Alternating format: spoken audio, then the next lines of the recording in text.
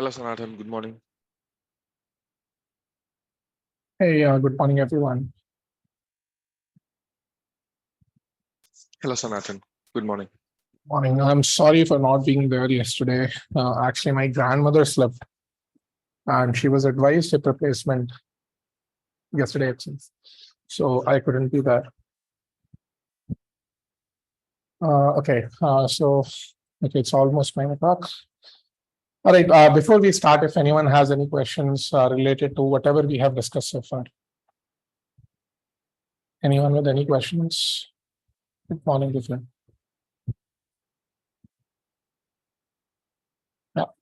Anyone with Sanatan, yes. actually, I was not there on the I think on Tuesday and Monday class due to my work and all those. So may I know I haven't gone through the recordings also. I'll for sure go through that. May I know which topic that we are in now? We have covered everything related to the topic linear regression. Okay. So we'll be starting a new topic essentially today. Sure. Okay, then it'll be easy for me to cope up then. Yes. So anything related to linear regression that anyone wants to ask, please feel free to ask as many questions. Okay. If you have studied something and let's say if it was not clear to you, anyone with any questions? So, in my better understanding, I'm saying linear regression is always help us to find the minimum of the data so that our test data will perform good in the applications, right? I mean, you made a statement which seems to be understandable by someone who knows about ML. Okay. If you say this to anyone else, they will not understand anything. Okay. I understood what you said. So the idea is we want to find a curve which is the closest to all the points. Okay. The sum of the distance of this curve is going to be the closest with respect to all the points. All the points. Okay. How you measure the distance is up to you. It could be square distance, it could be absolute distance. So depending on what distance measure you are using, okay, there are different techniques to optimize it. All right. So I'll just give a highlight like this. So let's say there are some features that are available to you. Let's say these are the features that are available and this output is Y. Okay. So far what we have discussed is we want to estimate a function which is having these features as the input variables and the outcome is Y. Okay. Yeah. This is the function that we want to estimate. And we are assuming this function is linear. That is why you say the function is linear regression, because Y is a real variable here, a continuous variable here. Since you are determining a continuous variable, we call it as regression. And since our function assumption is linear, we are saying that our features are linearly dependent. I mean, our outcome is linearly dependent on the input features. So I'm saying my prediction is nothing but a linear combination of my input features. Okay. My prediction, you can say this function, this Y hat is a short notation for this function. This Y hat is nothing but a short notation for this function. We are using this Y hat to estimate Y, right? Okay, so this F is nothing but this. We are saying it's a linear combination of my features. Now, zero. Yeah. Yes. So the thing is this, that my features can be polynomial as well. Were you there in the polynomial regression class? Do you remember that I can create features like x square, x cube, and so on? No. I think I was not there. Okay. Maybe others would be able to follow. So we can create even polynomial features. So these features, they can be linear and even polynomial. Okay. So if the features are polynomial, we say that it is polynomial regression. If the features are linear, we say it is linear regression. Linear regression, okay. If there is one feature, we say it is simple linear regression. Okay. Okay. So what we have done so far is, okay, we determine our output as a linear combination of the features. And depending on how we determine the parameters, see, these parameters are the unknown to us, right? Okay. Determine, so our objective is to see how we can measure, okay, how we can measure the difference between the actual and the estimated values. So actual values are in yi, let's say, estimated values are in yi hat. So your yi hat function is what? This function. It is telling you what is your outcome. And actual values are given in your data set. So yi is the actual value of the ith sample. Yi hat is the predicted value of the ith sample. You can write it like this. Okay. So depending on how we measure this, see, this is one way to measure it, right? Yes or no? We are trying to measure the distance by taking the square of the difference. So in this objective function, we are measuring the distance.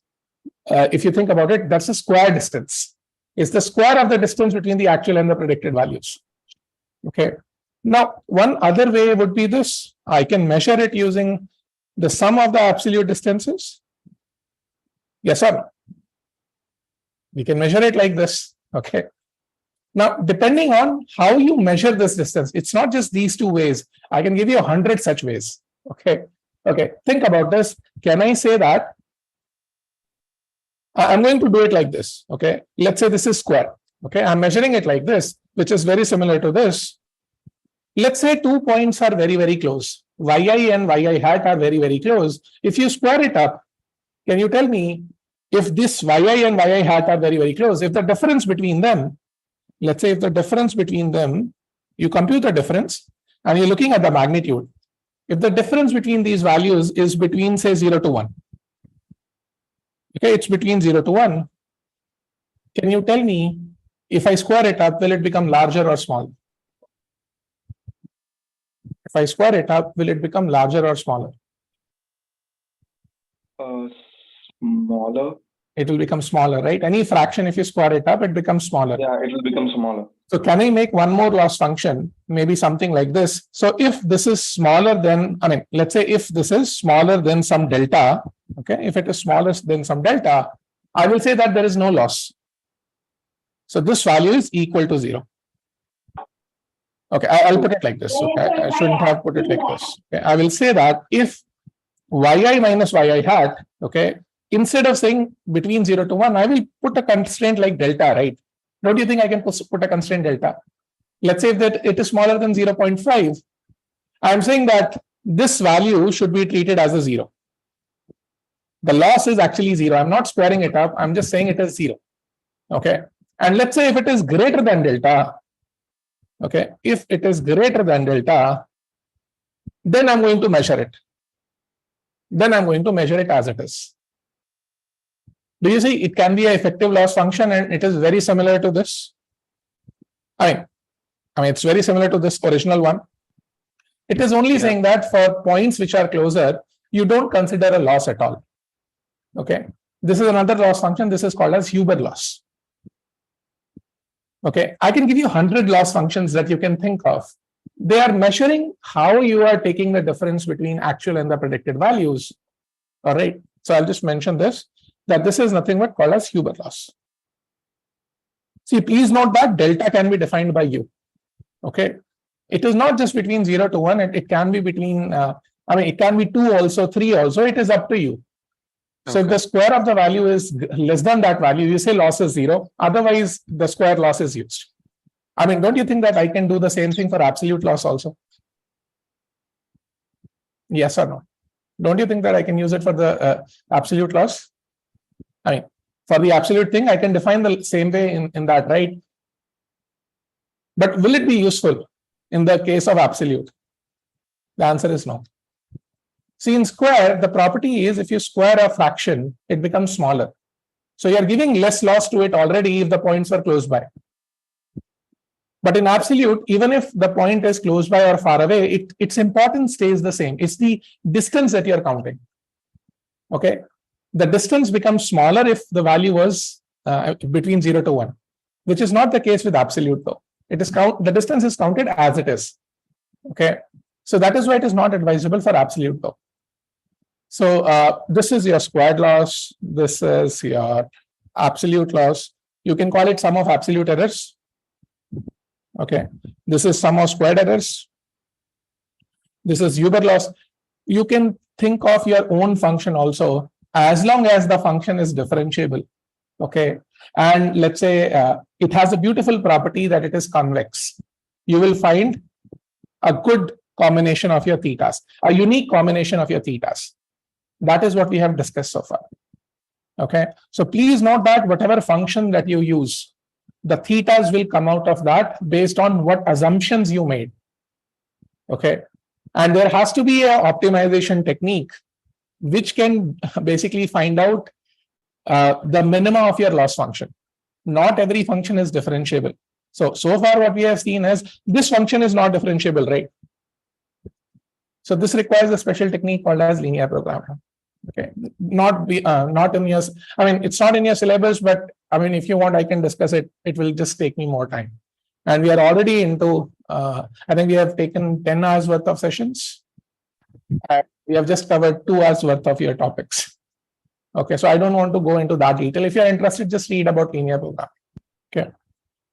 So depending on what the loss function is, you can minimize that loss function using an appropriate technique. So typically in machine learning, what you will see is this.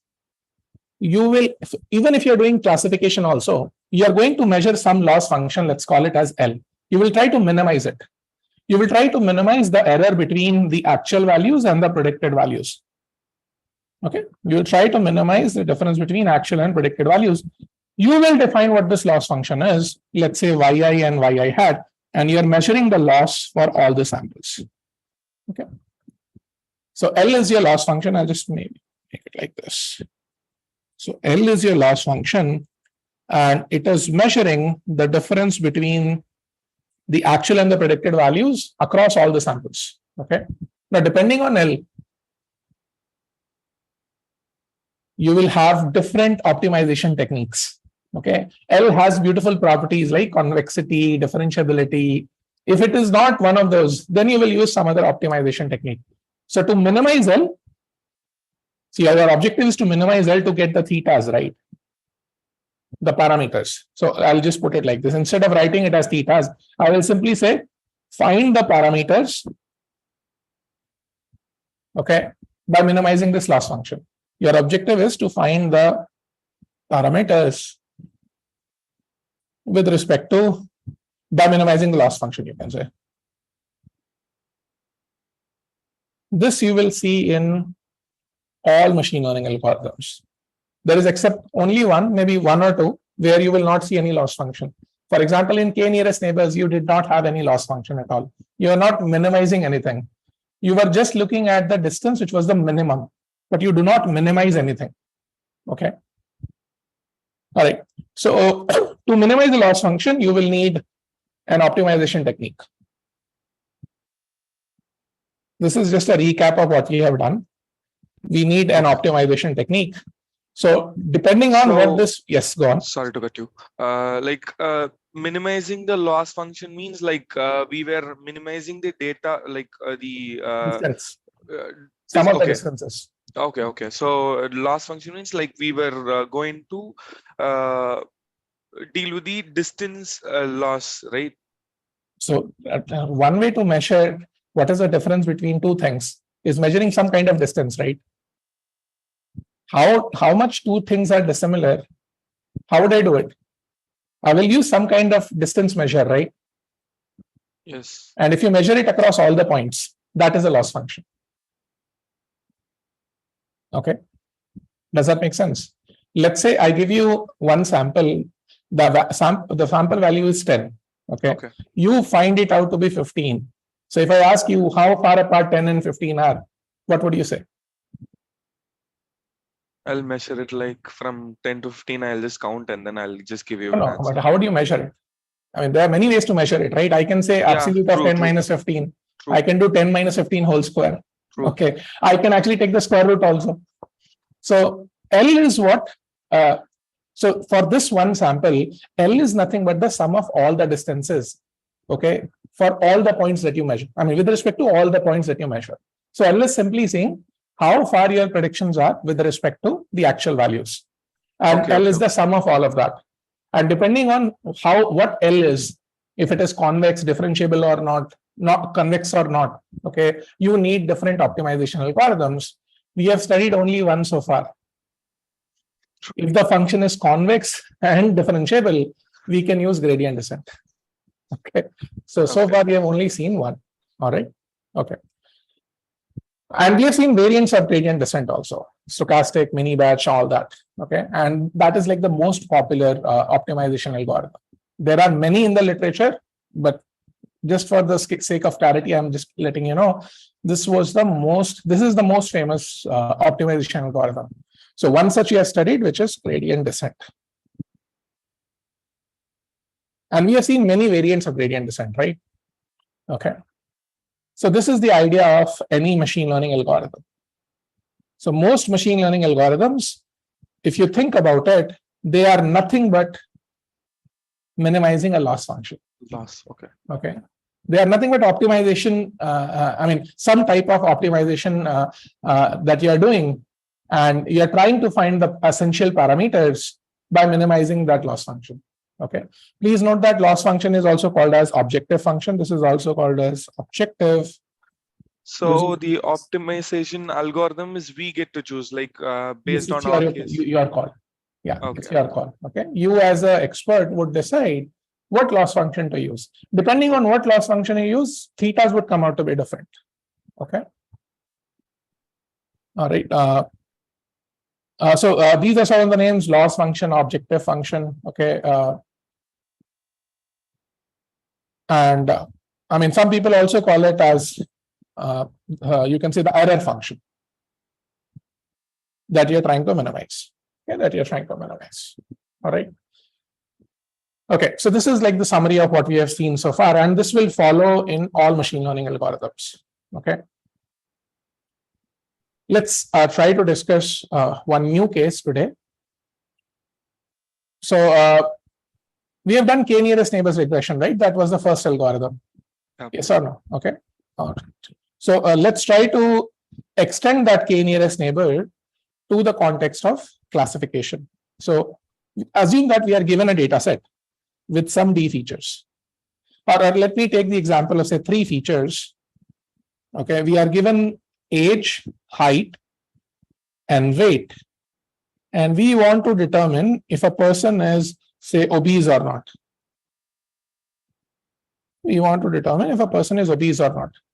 So when I say obese or not, can I say my output is categorical? Yes. Okay, it is discrete output, right? It is not between 0 or 1. Okay, I'm saying it is a discrete output now. So it could be, so let's say obese means a 1 and not obese means a 0. So essentially I have one output which is either a 1 or 0. So the actual values will be either 1 or 0. Okay. So somebody can say actual is 1. I mean, obese is 1 and not obese is -1. I can have 1 and -1 also, right? Yeah. But so depending on what algorithm you're using, you might see 1 and -1 also. That will be used. So your next question might be, why it is that some algorithms require 0 and 1 and some will require 1 and -1? The simple answer is mathematical simplicity.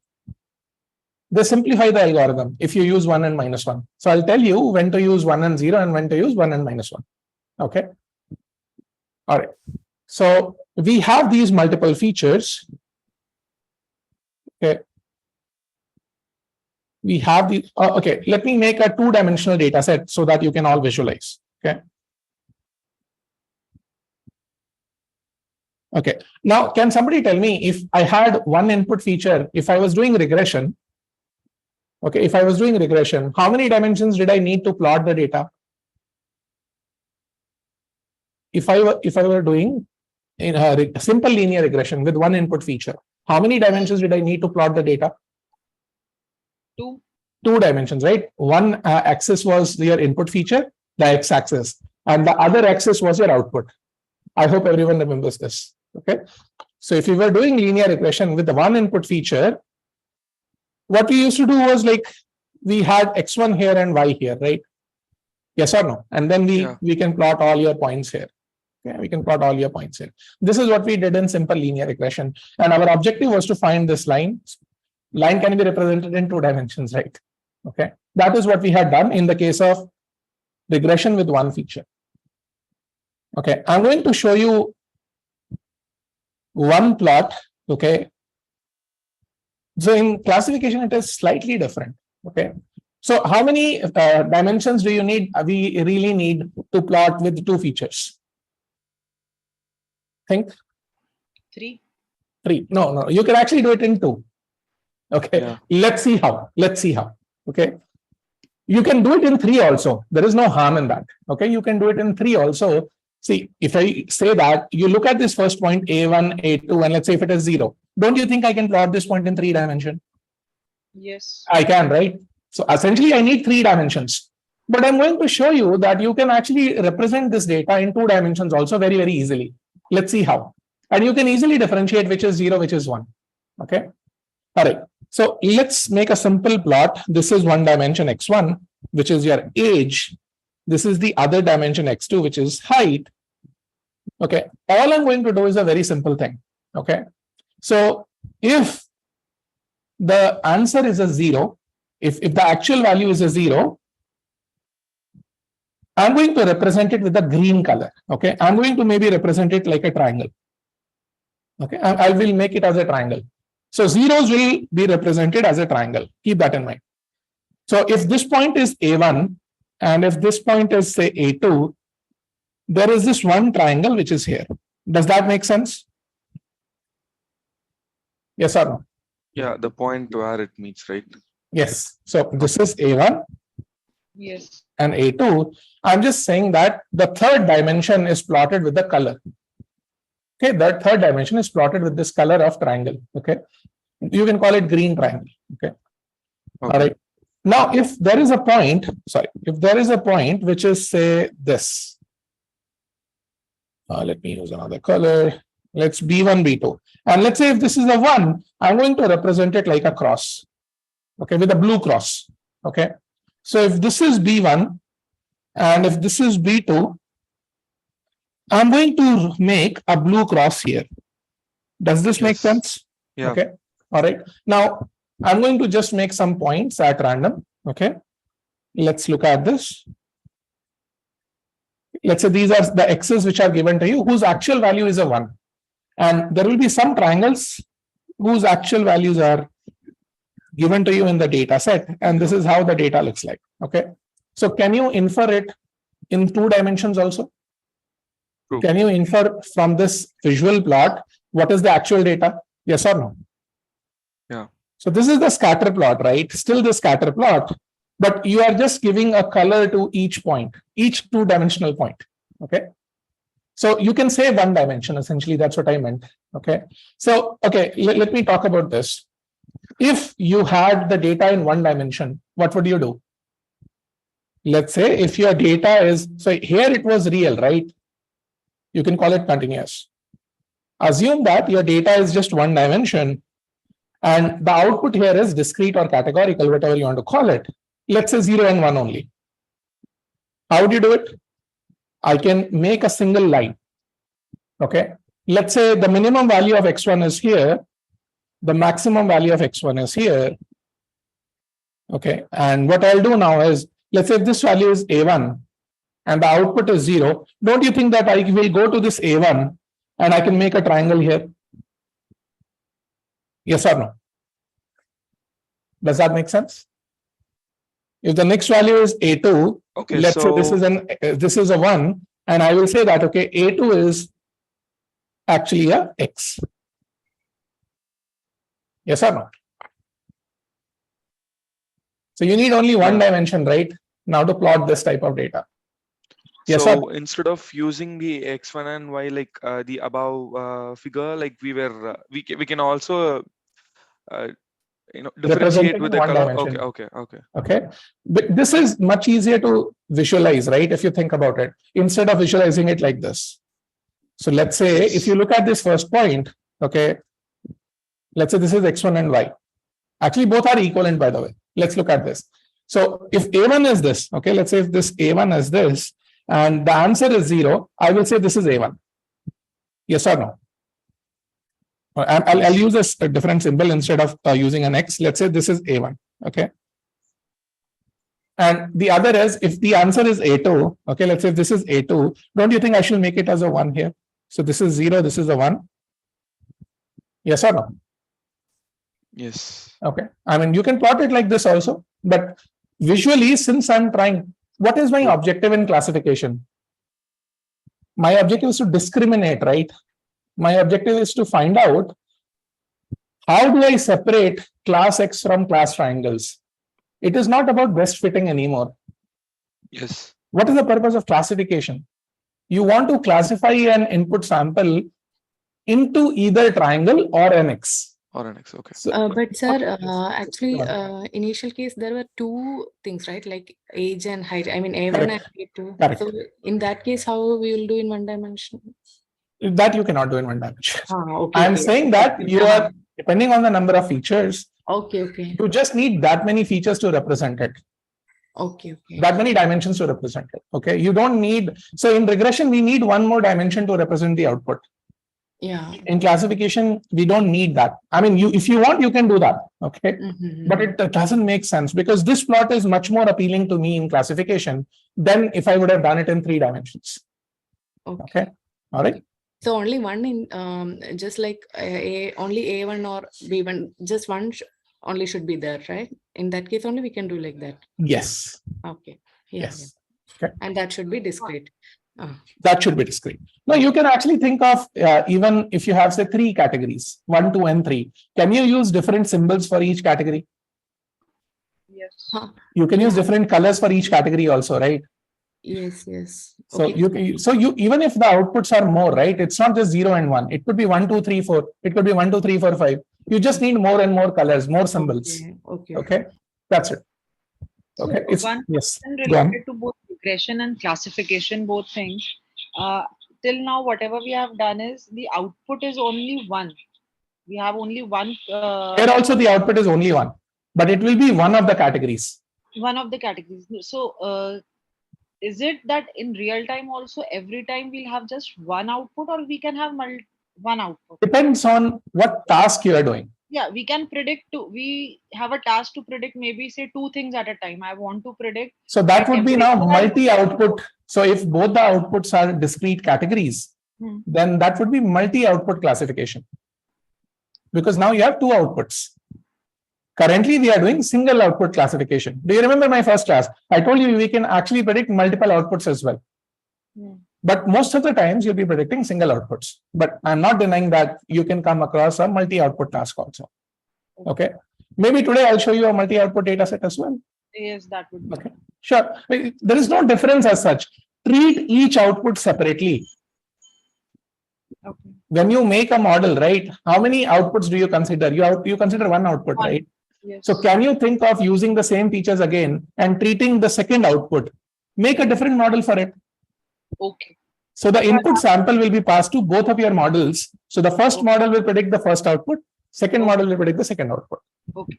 It's just extension. It's just an extension. Nothing special. Okay. So I cannot have one model for both the outputs. Maybe say there are ways in which you can do that as well. Maybe my there are ways in model which you can do that as well. degree Yeah. 2 is suitable for first output feature, and my model with the degree say 3 is suitable for the second output feature. That you So can do. I- That you can do. Okay. That you can do. You can figure out which degree is better for first output, second output, and so on. It is also possible that the first output is a real output, second output is a discrete output. Yes. So you will simply call it a multi-output task. You cannot label it, right? Because not all of them are regression and classification. Okay. Got it. Okay. So you will use a appropriate regression technique for the regression output and appropriate classification technique for the classification output. Got it. Okay. Yeah, go on. If anyone has any questions, okay, please feel free to interrupt. I don't mind. Okay. And Sanatan, like as Shilpa said, like, if you am having 2 features and one output, like we can plot it in 3 dimension, right? Would you mind, just draw a figure? In a 3-dimension? Yeah. Okay, look at this. So, okay, I'll make it here itself. Okay. So let's say this is your x1, this is your x2. Okay, let's say this y-axis is 0 or 1. Okay. Don't you think you can plot the 3-dimensional? Yeah. Okay. Now. Now does it make sense? Yeah. Okay. Yeah. So let's look at this. X1 is A1. So let's say A1 is here. X2 is A2. What is the output value? A1. So this is A1, this is A2. Okay, let's say they are here. You are going to plot it on the top, which would be here, right? It's just that it's a three-dimensional plot. Okay. Okay. It's a Okay. three-dimensional. Okay. Maybe let me simplify it like this. Let's say I'm making a cube. Okay, I'm making a cube. Okay. All right. So imagine this axis, the first axis. Let's say everything is let's say normalized between 0 to 1. This axis is your x1. This axis is your x1. Okay. This axis is your y. Okay. This axis is your y, and this axis is your z. Or rather, let me call it as x2. Okay. Now think of, so here, let's say this is 0 and this is 1. Okay. So give me a point which is say A1, A2. So let's say this is A1. This is A1 and this is A2. All right. So x1 value is A1, x2 is A2. What was the output for it? Zero, I think. 0, right? So, Yeah, 0. So connect these 2 points. So this is A1, A2, and just lift it above where the 0 is. Okay. Okay. So this would be the point. Okay. A1, A2. I mean, just think of it as pushing it slightly above. Yeah. True. Okay. Get it. Pushing it slightly above. That the reason I have not kept 0 on the bottom line, otherwise it will merge, right? True. Okay. So the point will actually be here. Okay. The point will actually be here. Because it is 0. If the point was A1, A2, 1, where will that point be? It will be on the top surface. It will be here. It will be Near here. to the one. Okay. Okay, near to the 1. Okay. So that's how you can visualize in 3 dimensions. Totally. Okay. Yeah. All right. But it's not necessary. It's not necessary. You can Like say that, like if somebody is looking at it from the top, that's like a that may 2D, confuse them. 2D True. picture. No. Yeah. You can think of it as a 2D representation of a 3D plot. Okay. So imagine there is a bowl given to you or a cube given to you. If you look at it from the top, how many dimensions do you truly need? Just 2. Can you make a projection? Okay, think about a cube. Okay, look at it from the top. You would be able to see all these points, right? Yes or no?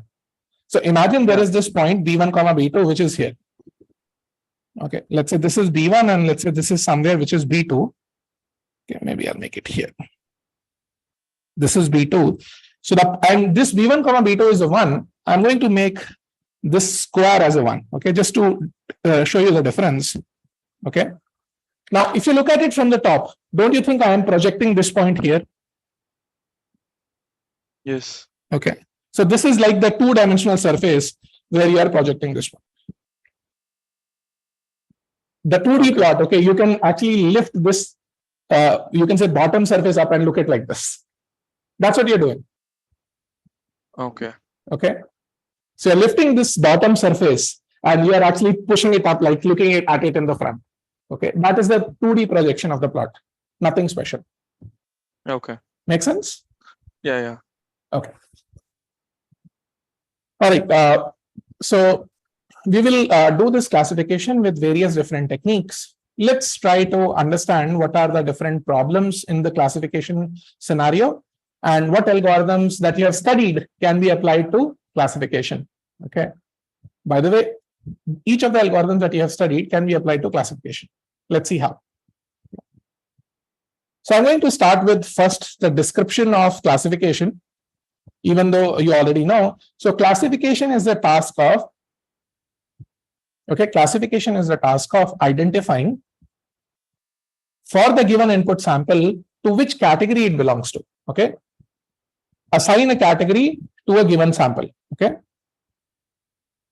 Assign a category or predict a category for the given sample. Okay. For the given sample. For the given input sample. This is what we have to do. Instead of saying assigning, okay, predict the category.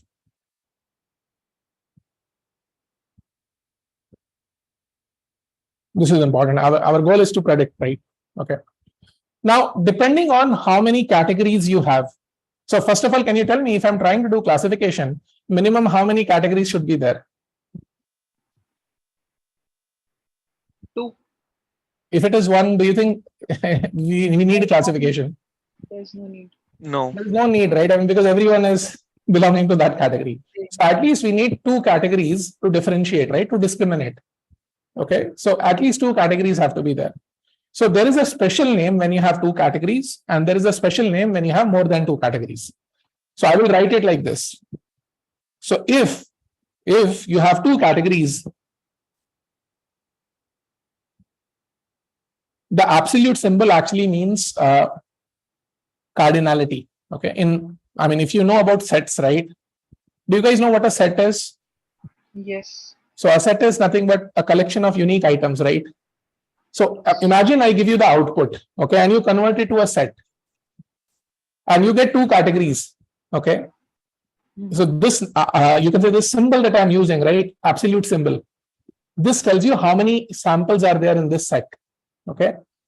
So this is called as the cardinality of the set, the number of elements in the set. So I'm saying the number of categories is 2. So you can think of it like this. Categories could be 0 and 1, on categories could be -1 and 1. Typically, you will see these numbers only, 0 and 1 and -1 and 1. No other. You will not see 1 and 2. Okay. You will just see these numbers. Okay. It is easier for mathematics. We will see why it is easier. Okay. In some algorithm, yes, go on. Can you say that once, that why set thing? So imagine I give you the outputs, right? So outputs, if you have 100 samples, how many outputs will be there? In the data set, if I give you 100 records, Okay. how many outputs will be there? 100. 100. Okay. 100. So some of the hundreds out of these 100 outputs, some of them will be zeros, some of them will be ones. Yes or no? True. Now I convert this to a set. Okay. What is a set? Set is a It- collection of unique elements. Unique elements. Yeah. So what are the unique elements in this list? You can say 0 and 1, right? 0 and 1. Yeah. So if I give you this special symbol, right, what you are doing is you are looking at the number of elements in this set. This is also called as cardinality of the set. Okay. So I'm saying if you have 2 categories, that's why I wrote it absolute of y is equal to 2. This means cardinality of your set y. Okay. Is that part clear? Cardinality means number of elements in the set. Okay. Number of unique elements in the set, because set is only containing unique elements, right? Okay. So cardinality means the number. Cardinal actually means number. Okay. The term in cardinal in English, it means number. Okay. Cardinal means you are counting something. Okay. All right. So I'm saying if it is 2, there is a special name for it. What do you think the special name would be? Any guesses? What is it? So when the number of categories would be 2, if you were the one who would be assigning a name to it, what name would you assign to it? Binary. Binary. It's called as binary classification. We say binary numbers, right? 0 and 1. So the name is binary only, binary classification. Okay. But when the number of categories are more than 2, so essentially you have 3 or more categories. Okay. This is called as multi-class classification. Okay. This is just a jargon that you need for. Okay. This is just a jargon. Okay. Now, why this jargon is useful is this. You will see some algorithms which are only binary by nature. They cannot differentiate between multi-class, you can say data sets which have multiple categories. Okay, where the outputs are more than 2 categories. So there are algorithms whose simple variant will not be able to differentiate between multiple categories if the number of categories are more than 2. Okay, there are ways to extend those algorithms. We will talk about those, but the simple version of those algorithms will not be able to tackle multi-class data sets. Is that part clear? That's why there is this unique distinction. Okay. So let us see some simple algorithm which is multi-class, which can so any algorithm which is multi-class, do you think it can handle binary also? Yes. Yeah. So can I say, if this is your binary, can I say this is multi-class? Yes or no? Multi-class encapsulates binary, right? All right. So all those algorithms which are multi-class, you can call them as multi-class classifiers. They will be able to, easily handle binary data sets, not the other way around though. Okay. You need something special for them. We will talk about that as well. Okay. All right. Okay. And you will only tell me which is multi-class and which is binary. I'm not going to show you. You have the IQ to do that. Okay. All right. Let's see this. Okay. We will start with our first algorithm that we use for regression also. Can you help me recall the name of the algorithm that we first discussed?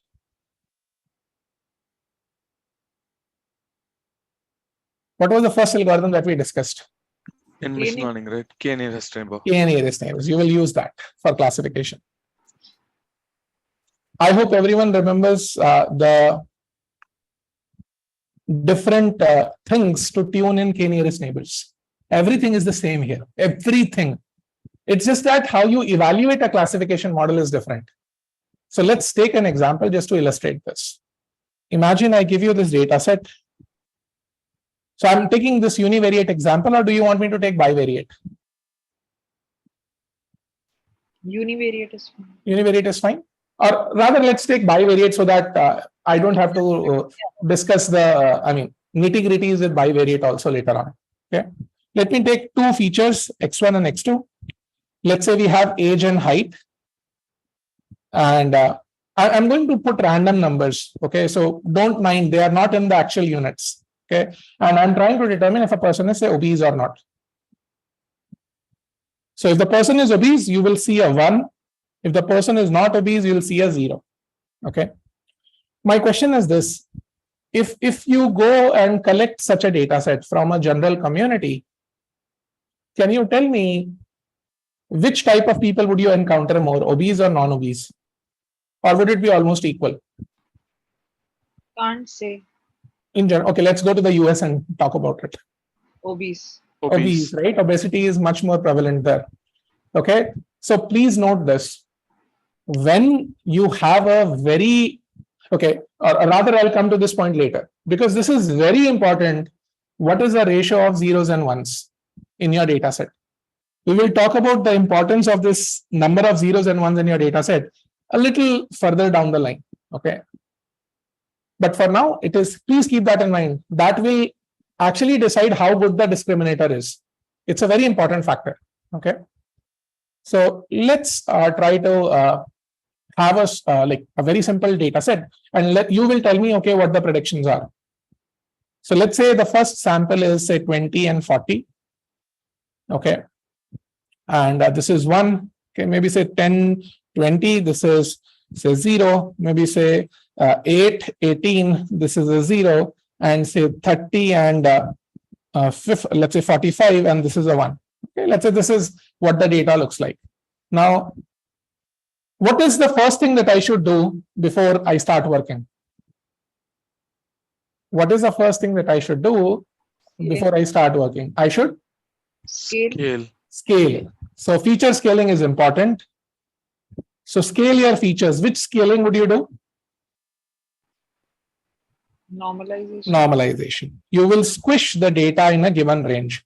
Okay. So for simplicity's sake, can I assume both the features have been squished between, say 0 to 50? Can I assume this number? I mean, you can have a bigger data set just for, can you use your imagination now and let's say all the features are now between 0 to 50? Yes. Yeah. Okay. Think, okay, you may have a lot of data set. Just imagine for now, all the values are now squished between 0 to 50. Do you want me to take more samples and I ensure that, okay, everything is between 0 to 50? Or is it, assumable? You can assume it, right? Okay, all right. So otherwise I would have to do it and it will take me more time. Okay, nothing special. All right. So I'll give you a sample now. Let's say there is this test sample for which I want to figure out if the person is obese or not. Okay. This is the sample. The age and the height is Okay, age and the height is maybe say age is 9 and the height is maybe say 20. If I were to do one nearest neighbor regression, so the number of neighbors is 1. Can you tell me what would be your prediction? Is the person obese or not? 0, not. So not obese, right? Okay. Which is the closest sample? 10, 20, the second one. Isn't it this one? Which one? 8 and 18? Then in that height has 2 units. Okay, of- just a second. Okay, look at this carefully. Are they both the same or not? Okay, which is closer? Okay, let's talk about, okay, what distance measure are you using? First, let us define the distance, right? How are you capturing distance? What metric did you choose? That is important, right? That will decide what the distance would be. What metric are you choosing? I'm choosing. Okay, what distance metrics that we have studied? Manhattan, I'm choosing. Okay, let's go with Manhattan. So if you are using Manhattan distance, what is the distance between, okay, let's talk about what is the distance between the first and the second sample. If you're using Manhattan, so that would be 9 minus 20 absolute 11. plus 20 minus 40 absolute. Does that make sense? Yes. This is the distance with respect to the first sample. Okay, and this number is how much? 31. 11 plus. Yeah. Make sense? Okay. Yes. What is the distance of the second sample? 1. 1. Okay, the distance between the second sample is 1. Can I say that, okay, distance here is 31, distance here is 1. What is the distance of the third one? 1 plus 2, 3. 3. Okay, what is the distance of the next one? It's 21 plus 15, 21. 36. 36. Okay, which is the nearest one? The second one, D2. The second one. Okay, this is the nearest. So can I directly say that? Okay, the answer is 0. That is what we Yes. do in regression also, right? So the predicted value is 0. The person is non-obese. Does that make sense to everyone? Yes, people. Is this part clear to everyone? Yeah. Okay, great. Is there anyone who doesn't understand how to compute the distance and other things? If you haven't watched the lectures, you'll not be able to follow. Okay. All right. Now, okay. One thing that you need to understand now is this. So I hope you have realized distances, the way you compute the distances, that is going to decide which is closer and which is far away, right? Yes or no? True. Yes. Do you think that if a sample is close by with respect to Manhattan, okay, is it always necessary that will be closer if you are thinking about, say, Euclidean? Is it guaranteed that the sample which is closer, if you are using Manhattan, is still the closest sample if you are using, say, Euclidean or something else? Will it be guaranteed? No. Not necessary. Distance will decide. The way you compute the distance will decide, which sample is closer and which is far away. Distance will decide. The way you formulate the distance, the way you define the distance, that will decide which is closer and which is not. So distance is like a what? Hyperparameter. I hope you remember distance was a hyperparameter in K nearest neighbors for regression also. Okay. Yes. Another idea is this. K. Don't you think K will also decide what will be your final prediction? Yes.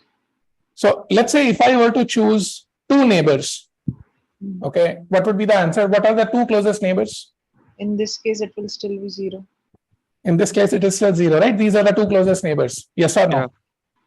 Okay. Now I'm going to ask you a difficult question. Okay. So if you have 2 zeros, what will you say? The answer is? 0. Are you taking the average or are you doing something else? No, not average. It's Good. like Excellent. You will be taking the majority. mode. You can say the mode. Absolutely, right? Mode is the majority, right? Okay. Yes. So you'll be taking the mode of that. The most frequently occurring category in your outputs. Okay. Most frequently occurring category in your outputs. Okay. Absolutely right. Now the question is, see, what classification am I doing? Is it binary or multi-class? Binary. Binary. So the example that I've taken is for binary. Okay. What could be a potential problem if the number of neighbors are 2 or even number of neighbors? What could be a potential problem? All categories like have the same frequency. Absolutely right. Then how would you differentiate? Then out of those two, whichever is the closest one. That's a bad thing to do. Let me tell you why. Okay. Now, this is what the interview question was, by the way. So again, when I ask, no, the reason why I'm telling you all these questions is like you will get stumped in an interview if you don't know the answers to these. Okay. So always think, I don't know, in my class, you are free to give me the answers right away because I want to stump you. That's my purpose. Okay.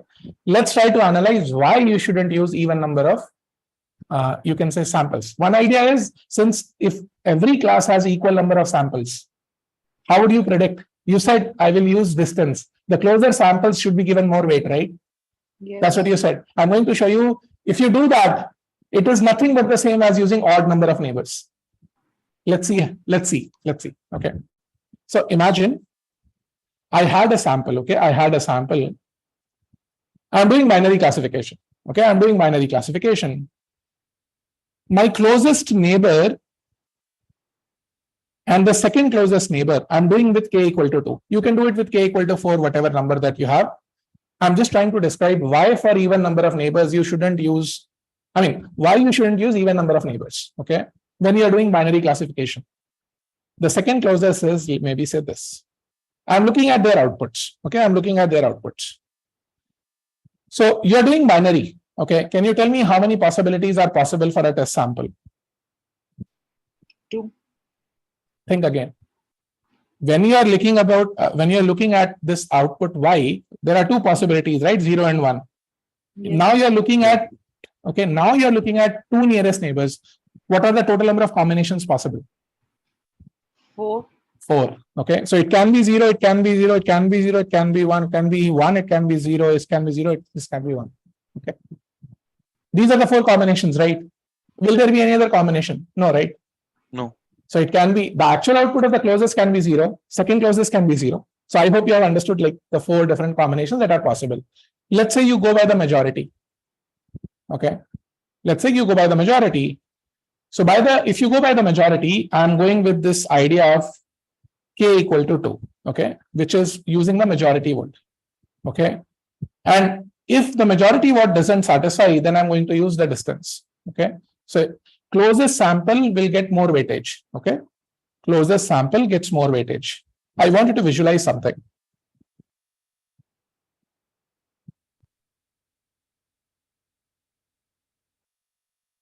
Okay. What is the output for the first one? In the first scenario, what is the output?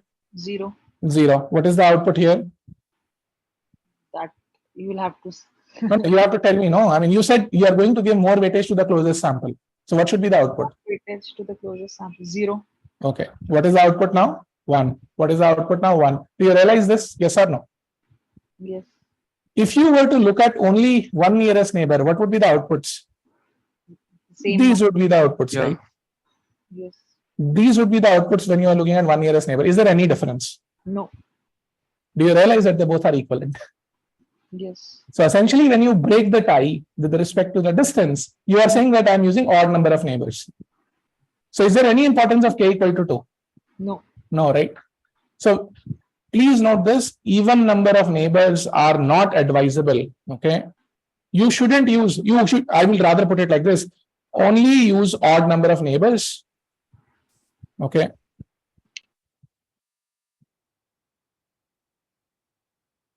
For making the final prediction. Okay. But this is only true for binary classification, not for multi-class. This is only for the binary classification. Okay, for the binary classification scenario only.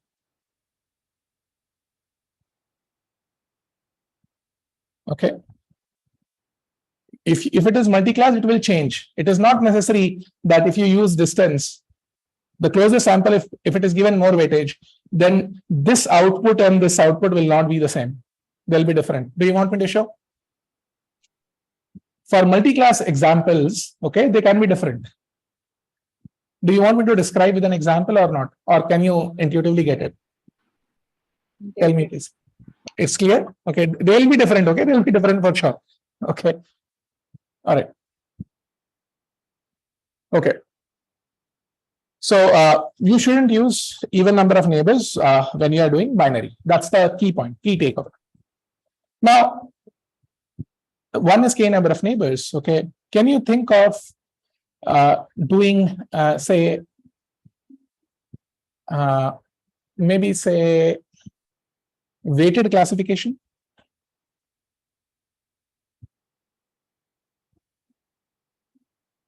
So giving samples which are close by, giving them more weight. Yes or no? Can you do this? You can do that, right? Okay. Assume, I'll just take the same example. Okay. How many numbers, a number of neighbors I should use here? One or, so with one, you cannot do weighted. Okay. 3. At least 3. Okay. Let's use 3. Okay. So for the given sample, which are the 3 closest neighbors? First, second, and third. Okay. Right. So how do I assign the weights? How do I assign the weights? Inverse of the distance or directly proportional to the distance? Closer, more weight, inverse of the distance. Inverse of the distance, right? So what is the weight of my closest sample? 1 by, you can see the distance, 1. Okay. What is the weight of my second closest? 1 by 3. 1 by 3. And what is the weight of my third closest? 1 by 31. 1 by 31. And what are their actual outputs? 0, 0, and 1, right? Yes. Okay. So what I'm going to do now is, please listen to this very, very carefully. You don't have to, I mean, in this case, you don't have to ensure that the sum of the weights is equal to 1. Here, you don't have to. Okay. Even if you do, it's not going to change. Even if you normalize the weights and ensure that their sum is equal to 1, that will not create any difference. Okay. The output will come out to be a weighted prediction. Okay. So if I ask you, what is the total distance in favor of class 0? Okay. What is the average total distance in favor of class 0? What would you say? Okay. What is the average total distance in favor of class 0? 1 plus 3 divided by 2. You can simply say, okay, what was the distance of the closest one? 1. 1. What was the distance of the second closest one? 3. 3. Okay. So what is the average closest distance? 2. 2. Okay. So you can say that the weight of class 0 samples is what? 1 by 2. Does that make sense? The weight of class 0 samples is 1 by 2. Now think about this. What is the weight of class 1 samples? 1 by 31. 1 by 31. Okay. So the total distance is 31, right? For class 1 samples. There is only one sample. So you will say 31 by 1. Okay. Which is higher? 1 by 2 or 1 by 31? Higher is 1 by 2. Go with that. That is weighted prediction. You are now taking the average distance, okay, for the samples that is there. Okay. So the closer the samples, okay, of a particular class, you just sum up their distances. Okay. You just sum up their distances. And so you do it for each class. Okay. But you have to take the average distance. That is important. Okay. Because if you simply sum up class 0 samples, they might be more, right? And in that case, distance can become higher. All right. So do you get it, like how to do weighted classification? Yes or no? Now do you get it? How to do weighted classification? Is this clear? Or shall I explain it with another way to do it? It's clear. Okay, let's look at it like this. So I'm going to represent this outputs now in a specific way. Okay. Can you one-hot encode the vectors? You can, right? Yes. So if you one-hot encode the vectors, how would these vectors look like? So class 0 would be what? 1. Class 1 would be 0. 1, This would be 0. 1. And this would be 0, 1, right? Yes or no? Does that make sense or not? Now I've just one hot encoded the output vectors. Okay. I'm going to show you how to do weighted prediction with respect to these one hot encoded vectors. Okay. Now, okay. What is the importance of class 0? Can you tell me? If I simply sum up for class 0, okay, if I simply sum up class 0, what is the total importance? 2. 2 out of 3. No. You will be multiplying this weight. You'll be multiplying this weight. Okay. Okay. So first let's try to normalize it. Okay. Let's try to normalize it. In this case, normalization would be necessary. Okay. Let's try to normalize it. So how do I normalize the weights and ensure that their sum is equal to 1? How do I normalize the weights and ensure that sum is equal to 1? Divide by? I have to divide these things by something. I want to now ensure that their sum is equal to 1. If I really want to show you what weight it is, by the Sum of all these. by the sum of all this. So 1 by 1 by 3 plus 1 by 31. Does that make sense? Yes or no? Does this make sense to everyone? Yes, people. Okay. Now I'm going to simply ask you this. Okay. Just a second, please. I'm going to simply ask you this now. What is the total average distance? What is the total weight in favor of class 0? What is the total weight in favor of class 0? What would you say? Adding the first two. Adding the first and the second one, right? Yes or no? Adding the second one, first and the second one. Okay.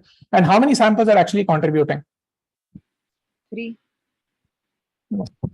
In favor of class 0, how many samples are contributing? In favor of class 0. How many samples are contributing? 2. 2. So you can say that you're going to divide this 1 by 2 with respect to the weights. These 2 weights. Okay. Weights of class 0 samples. Okay. In favor of class 1, if you do this, which sample is contributing? Only this much, right? So what is the weight of this class 1? What is the weight of this class 1? This is the number, right? 1 by 31 divided by this. There is only one sample right now. So just note down this weight here. Okay. Which is higher? For class 0 or class 1? Class 0, it would be higher. Okay. So answer is class 0. This, and in these two ways you can interpret it. Okay. One idea is you simply sum up the distances of all the class 0 samples, divide by the total number of samples, you get the average distance, right? Yes or no? Simply figure out how many samples are of class 0, look at their distances, average it out. That will tell you the average distance of class 0 samples. You do the same for class 1 samples also. Find out the average distance per class 1 sample. Whichever is higher, that is not the predicted class. The one which is lower, that is the predicted class. Okay. It's the same thing that you're doing with these weighted vectors. Okay. You can say that ultimately you are multiplying. Okay. If you didn't get it right, what I'm doing is essentially this. I'm multiplying this number. Okay. I'm multiplying this number for class 0 and then dividing it by 3. Okay. And multiplying this number with class 0 divided by 3. So what is the total number for class 0? Which value will not contribute? Do you think third sample will contribute? No. No, right? So this will go to what? 0. Can you repeat the same for class 1 also? Can you multiply the weight? I'll do it again. Okay. Look at this. This will make it clear. So you have this class 0 and class 1. This is 1, this is 0, this is 1, 0, 0, 1. Okay. Can I say weight is say A1, W1 is A1, W2 is A2, W3 is A3? Can I put it like this? Yes or no? You can compute those weights, right? Can you compute these weights? Okay. All right. Okay. Let's see this. All I'm saying is, let's see the total weighted sum for class 0. Let's see the total weighted sum for class 0. I would, instead of calling it a total weighted sum, let's see the average weighted sum for class 0. So what would you do? A1 into 1 plus A2 into 1 plus A3 into 0 divide by 3. Okay. This is for class 0. Can you do the same for class 1? average weighted sum for class 1. Okay, so what would be this number? A1 into 0 plus A2 into 0 plus A3 into 1 divided by 3, which is higher. Which is higher? Class 1. 0. Okay. A3 is very, very small. Okay. A3 is very, very small. So whichever is higher, that should be the prediction. This is the weighted sum. Okay. Please note that higher the weight, more is the contribution to it. 1 by 31 is much, much smaller than 1, right? Yes or no? Yes. Okay. So you are essentially what you're doing is you are doing the average weighted sum for each class. And whichever class gets the total highest weightage, the average highest weightage, okay, that is the predicted class. This is similar to your weighted prediction. Okay, this is similar to your weighted prediction, but now you are doing it for each class separately. Okay, so whichever is the maximum, that is the final outcome. Any questions still? Please ask if you have any questions if this is not well understood. Can you say yes if it is clear to you? Yes. Okay, others? Yes, people. To anyone else, if it is not clear, please ask. I'll repeat this. Yeah, can you? Sure. Yeah. Okay. Okay. How do you define the weight of a sample? That's the first thing. How do you define the weight for a sample? We are doing k nearest neighbors. Okay. No, tell me this. Not okay. How do you define the weight for a sample? With a Manhattan. No, forget about, I'm just asking. You found the Okay. distance, okay, using some formula. Okay. Okay. You got the distances. Now, how do you define the weight for a sample? Inverse of distance. Closer the sample, more the weightage, right? Yes or no? Means Does that make distance is, sense? Yes, Dinesh. Is it clear or distance not? is less means, Yeah, go on, please. distance is less means that will be having the more weightage, right? Correct. Distance is less, more weightage, right? That's why I'm saying weight is nothing but inverse of distance. Okay. Okay. Now, can you ensure that the sum of the weights is equal to 1? Yes or no? Okay, look at these three distances. Which sample should have the highest weightage? Think about this. Which sample should have the highest weightage? There are three samples which are the closest, which are highlighted. Out of these three samples, which sample should have the highest weightage?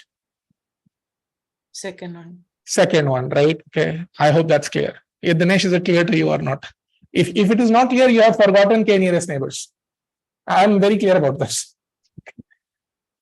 Or maybe I'm unable to explain that. Okay. See, the closer the sample, more weightage it should have. Okay. So I'm saying that the weight of a sample, okay, how we define it? It's the inverse of the distance. So I'm saying this is 1 by 1. Okay. The closest sample has the weight as 1 by 1. Second closest has, which is the second closest? Whose distance is what? 10, 20. Distance is 1. Distance is 3 for the second closest. Distance. Sorry. This for the second closest sample, what is the distance? Oh, second closest. Okay, okay. That will be 3 only. Yeah. So what is the weight for that? 1 by 3. 1 by 3. What is the weight for the third closest sample? 1 by 31. 31. Yeah. Okay. Now, is the sum of the weights equal to 1? Is the sum of the weights equal to 1? No, it is not. One of the weights is equal to 1. Yes or no? Isn't 1 by 1 1? Yes or no? You want to ensure sum of the weights has to be equal to 1, right? You are forgetting the steps for k nearest neighbors.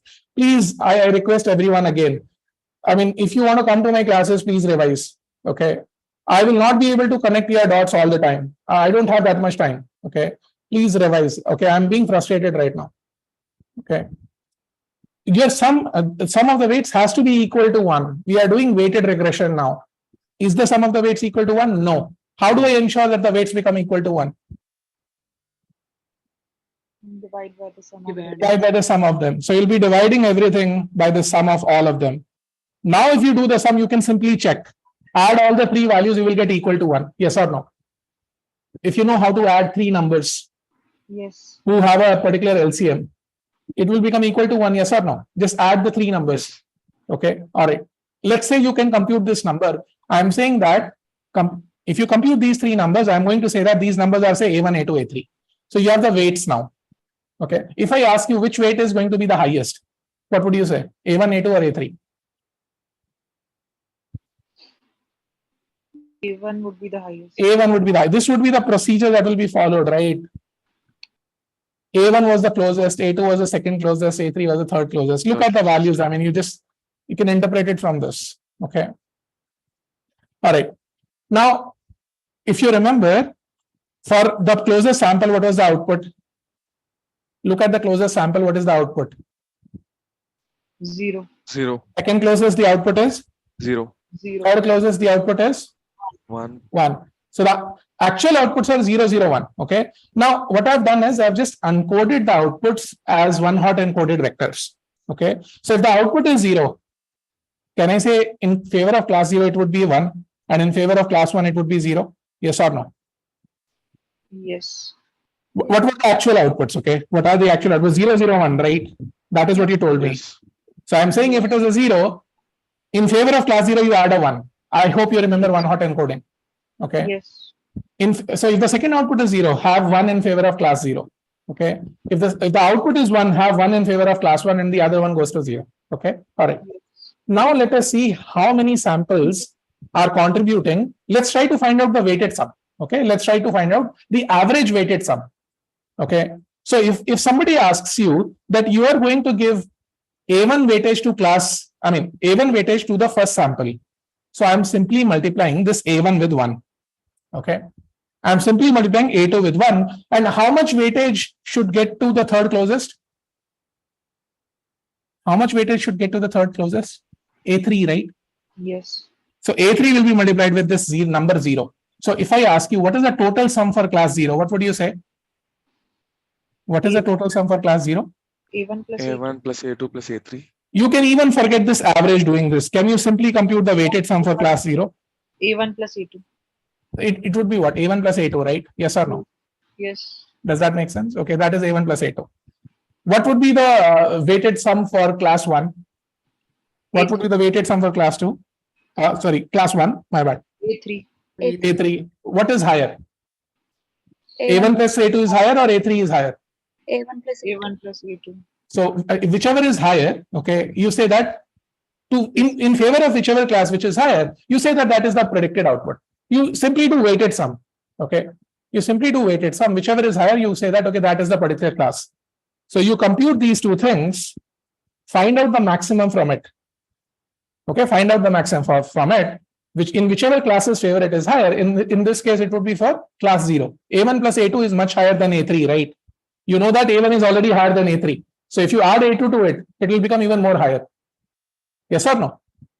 Yes. Okay. So that is how you do weighted classification. I hope that's clear. Okay. Now my next thing is, can you find out probability from this classifier? Let's say you're looking at the majority. Let's talk about simple majority. Yes. If I ask you, out of the 3 samples, how many samples belong to class 0? 2 out of 3. So what percentage of the samples belong to class 0? That is like the probability for class 0. Yes. So what is this number? 66.66%. 6. Yes.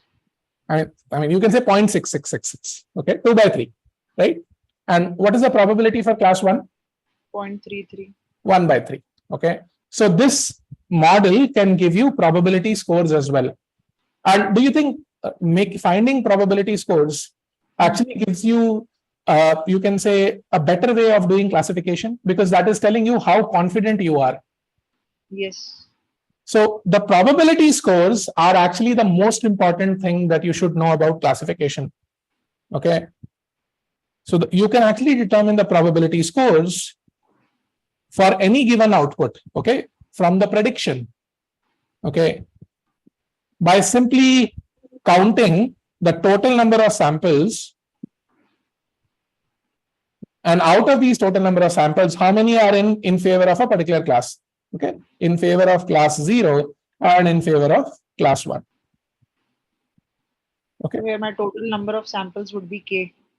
Total number of samples would be K, number of neighbors that you're looking at. Okay, let me call it total number of neighbors that you're looking at. Okay, spot on. Okay, total number of neighbors that you're looking at. Thank you for corrections. Yeah. This would be the total number of neighbors. Out of total number of neighbors, how many are in favor of class 0? Okay. And how many are in favor of class 1? All right. And this probability score. So this is the probability score for class 0. This is the probability score for class 1. Whichever is higher, you will go with that. For the given example, it was 2 by 3 and 1 by 3. Okay. So you can interpret this probability score as confidence. You are 66.66% confident that it is class 0 and 33.33% confident that it is class 1. This is one of the most important aspects about any classification algorithm. Okay. Some algorithms will be able to give you probability scores, some will not. Okay. K nearest neighbors can give you in terms of how many neighbors are present. Okay. I mean, out of the total number of neighbors, how many are there in favor of a particular class? Okay. Now, my next question is this. Please listen to this very, very carefully. Do you think that the idea of K nearest neighbors can be extended to multi-class directly? If you had more than 2 classes, can you extend this idea? Yes. You can, right? All you have to do is what? So look at this, okay? Let's say now I have 3 categories. I have 3 unique categories, 1, 2, and 3. How many nearest neighbors that you want to use? Give me a number. Same 3. Okay, let's say you want to use 3 neighbors. Okay, your number of neighbors is 3. Okay, let's say the closest neighbor is having the output as 1. Second closest is having the output as 1. Third closest is having the output as 3. If you are going by the majority vote, what should be the outcome? 1. 1, right? The majority says that. So you are using majority with 3 nearest neighbors. Okay. Now, what will happen? Okay, what will happen if, let's say, all of them are 1, 2, 3? Like, let's say the output is 1, 2, 3. Closest one has 1. Second closest has 2. Third closest has 3. What should be the output now? 1. Why 1? Then we'll do the same thing, weighted average, and You will do the no. You don't think about weighted average. Okay, let's try to use majority. But don't you think that in this case we have a clash? yes. Okay, I'm going to show you now. That's what I made a comment about this earlier. If you use majority and distance, okay, so I mean you are resolving the tie based on distance. Okay, you are resolving the tie based on distance. So what will be the outcome? 1. 1, right? Okay. You're right. Okay. Now, wouldn't you feel that the answer would be the same as 1 nearest neighbor? Yes. No, it will not be. Let's see. Okay. All right. Let's say this is 2 and both of them are 1. What would be the outcome? 2. Now, is it the same as 1 nearest No, neighbor now? sorry, it would be 1. Why? So it would be 1, right? Majority. It's the majority. So are they the same? The first column and the predicted column, are they the same? No. No, right? That's what I wanted to show you initially. So when you are doing multi-class classification, resolving the tie based on distances is not equal to 1 nearest neighbor. Okay, they both are different. But in case of binary classification, they both are the same. That's why I suggested you shouldn't use even number of neighbors in binary classification. Is that part clear? Do you see the contrast between the two? If it's not clear, ask me again. Yes, people. This is a new concept. Please ask again. Okay, sorry if I were a little rude earlier. Okay. Please ask again. Is this clear to you or not? Yes, people. Ask.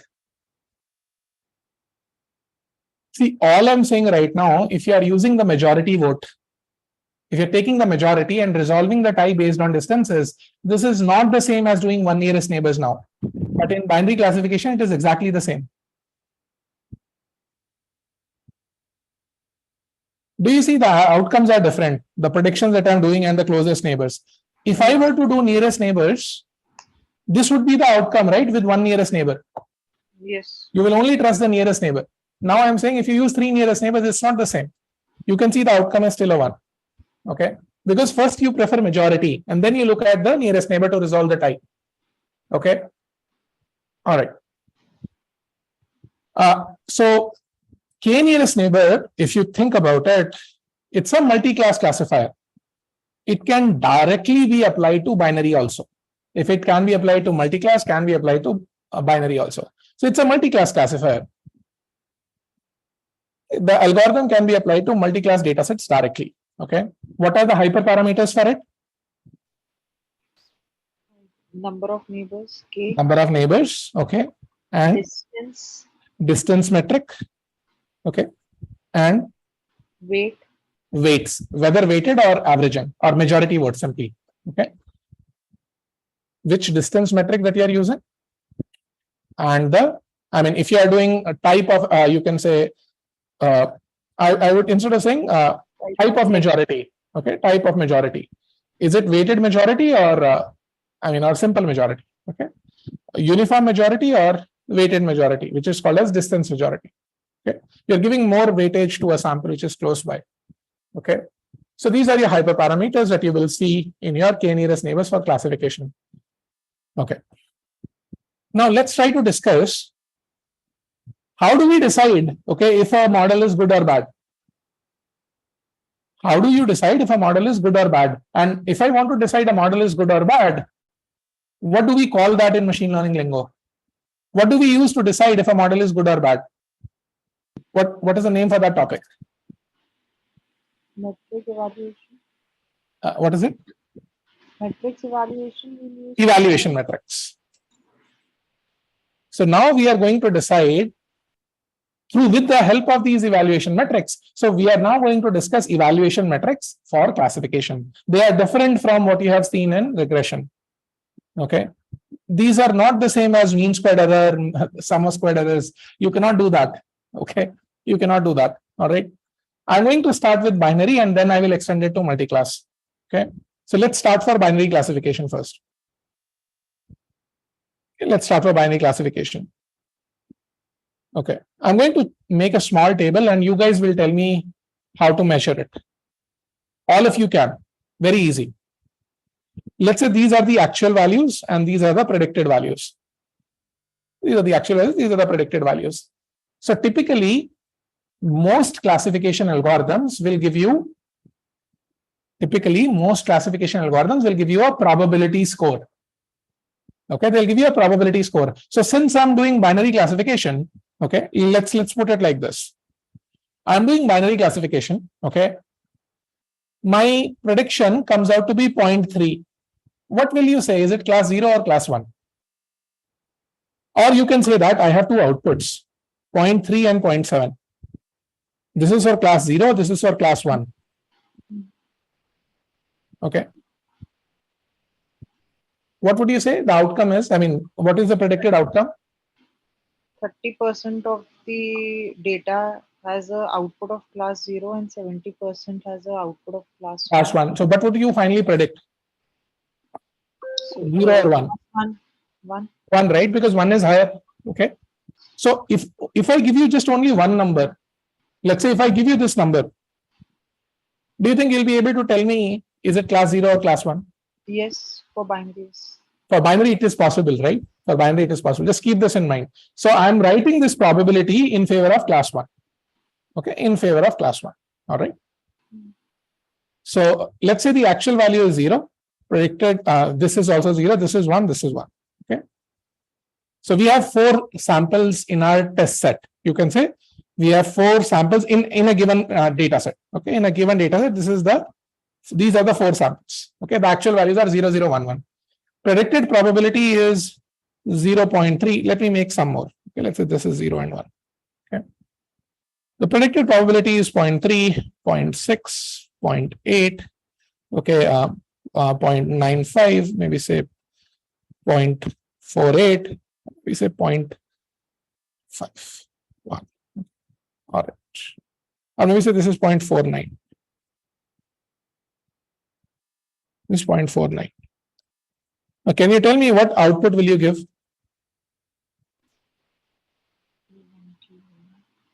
0, 0. Okay. 1, 1, 1, 1, 1, 1, 0, 0, 0. 0.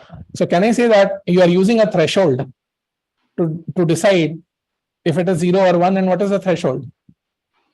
Probability score, if the probability score of 1 is more than 50%, then it will be That is 1. what you are doing, right? Okay. The threshold is 0.5. That is what you are using, right? If it is higher than 0.5, it is 1. If it is lower than 0.5, it is 0. And what Yes or about no? 0.5? You have to decide. Break the tie as you want it. I will talk about this threshold in more detail. Okay. Okay. Let me ask you this. Let's say you are a doctor, okay, and your AI model or machine learning model predicts that a person has a chance of giving 60%, I mean, 60% chance that the person has cancer. Would you say that the person has cancer? You will say a yes, right? Yeah. So, I mean, let's say class 1 means having cancer. Okay. Okay. The outcome comes to be 0.6. Would you say that the person has cancer if you were to give that person a chemotherapy? Yes. Would you? 60%. I mean, what if the person is healthy? No. In that case, probability will not be a No, alone. I mean, your model is telling you how confident the model is. It is 60% confident. Can you rely with a model which is only 60% confident? Especially in medical cases, no. Can you? No, right? So what do you want the threshold to be in that case? Lower. Very, As very higher, Sorry. As high as possible. as high Okay. as possible. I mean, come on.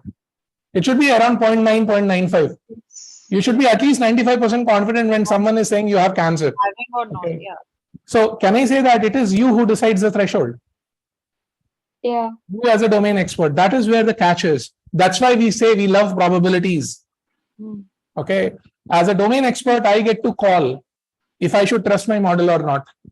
Hmm. So that these machine learning models, these AI models, they are assistants.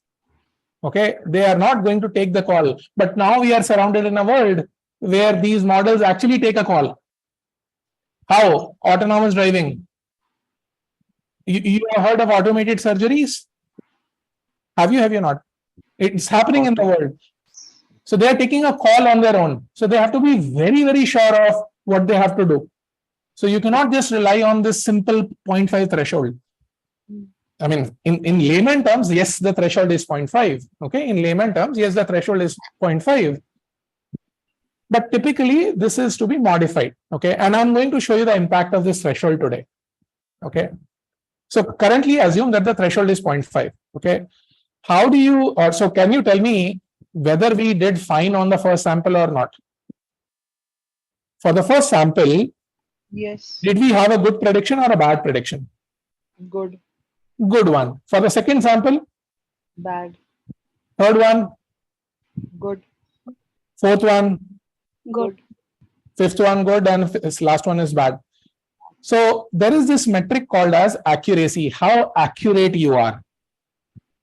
So when we say accuracy, right, please note that it's a classification metric. So when you are using the term of accuracy in regression, you are saying it incorrectly. Okay. So accuracy means how accurate the model is in predicting the outputs.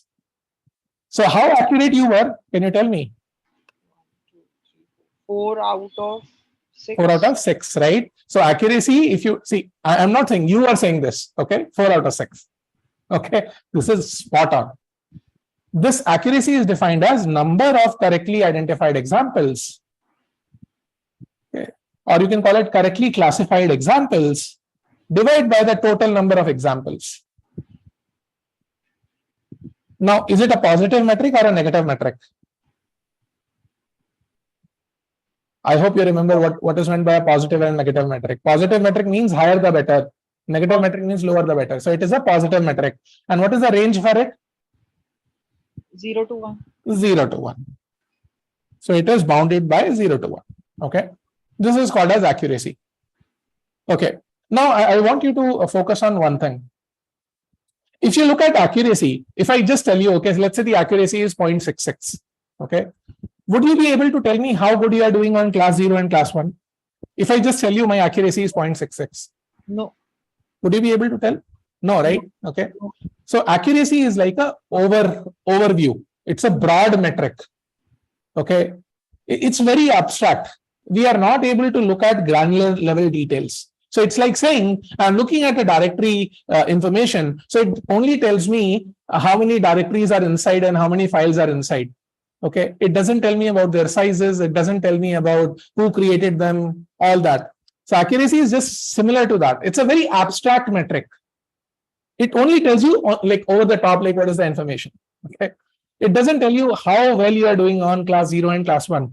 Don't you think if you are going to train a model for identifying cancer, what you should be more concerned about, class 0 or class 1, if 1 means identifying cancer? 1.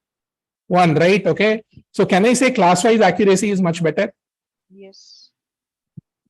I mean, if you were to think about making an AI model, right, you should be more concerned about class-wise accuracy, but there is no such.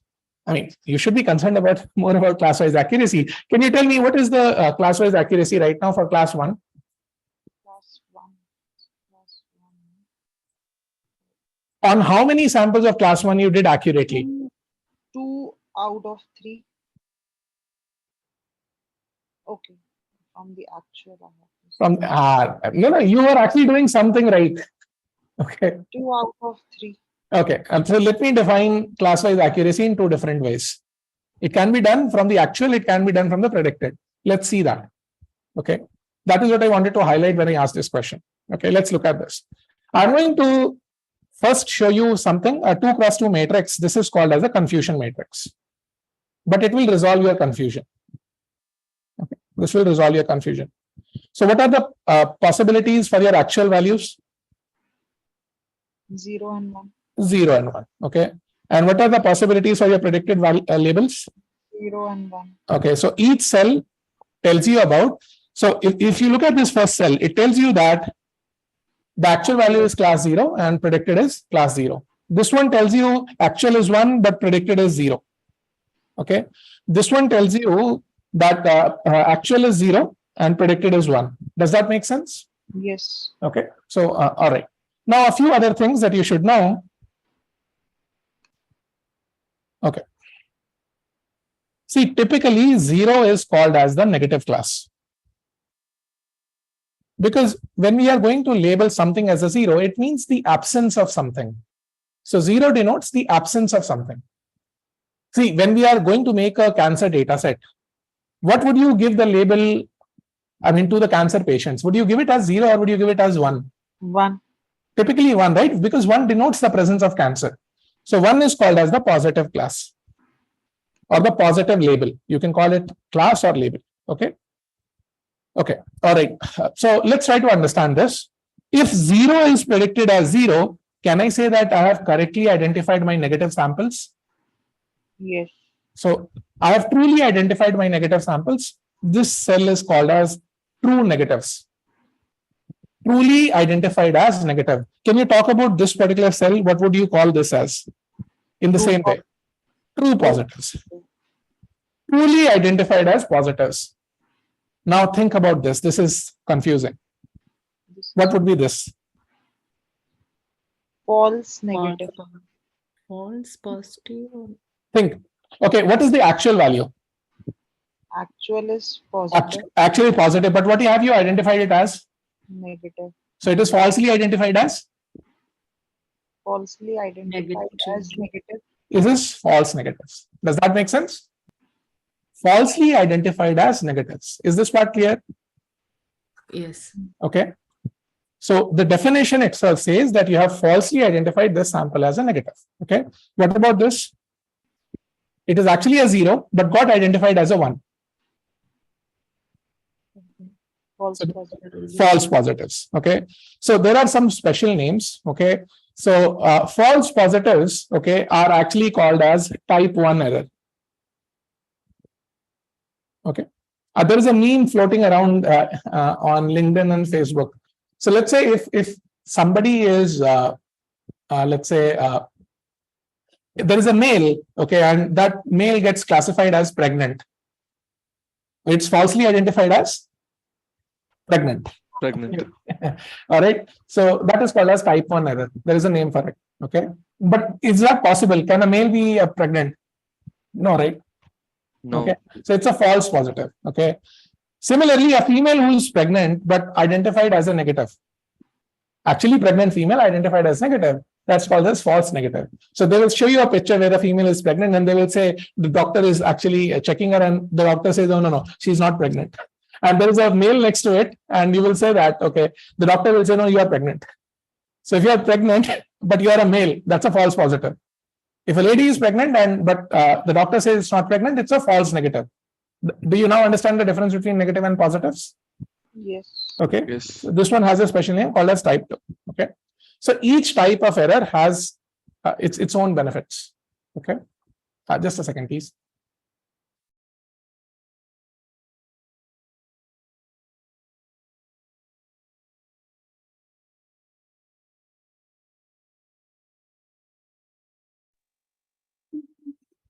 Right. So this is your type 2. Okay. Now comes the interesting part. Okay. The class-wise accuracy part. Okay. Before we do class-wise accuracy, can you all help me figure out how many true negatives are there? From the data set, how many true negatives are there? True negative means actual zeros identified as zeros. So let's look at all the zeros. I'm highlighting them in squares. So there are 3 zeros. Out of these 3 zeros, how many are identified as zeros? 2. So this number is 2. 2 out of 3. It is no, it's not 2 out of 3, it's 2. It's the number of samples. Okay. It's the number of true negatives. Okay. What about say true positives? 2 positives. 2. 2 only, right? Okay. Okay. What about false negatives? Ones identified as zeros. Ones One. identified as One. zeros. One, One. right? Okay. And similarly, this is also 1. Okay. Now, why I'm saying they are ones? Okay, you can tell me this.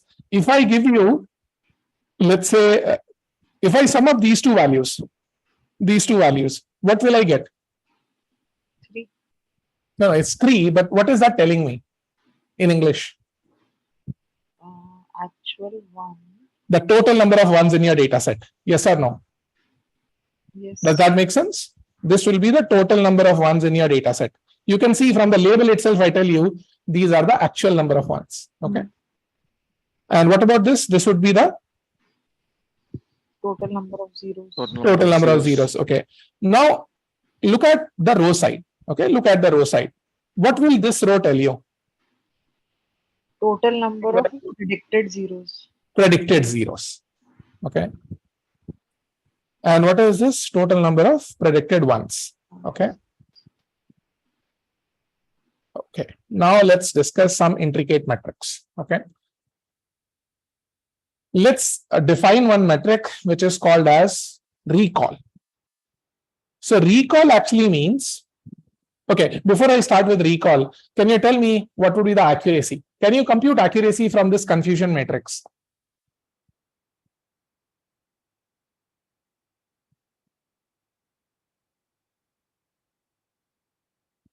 Can you compute accuracy? Yeah.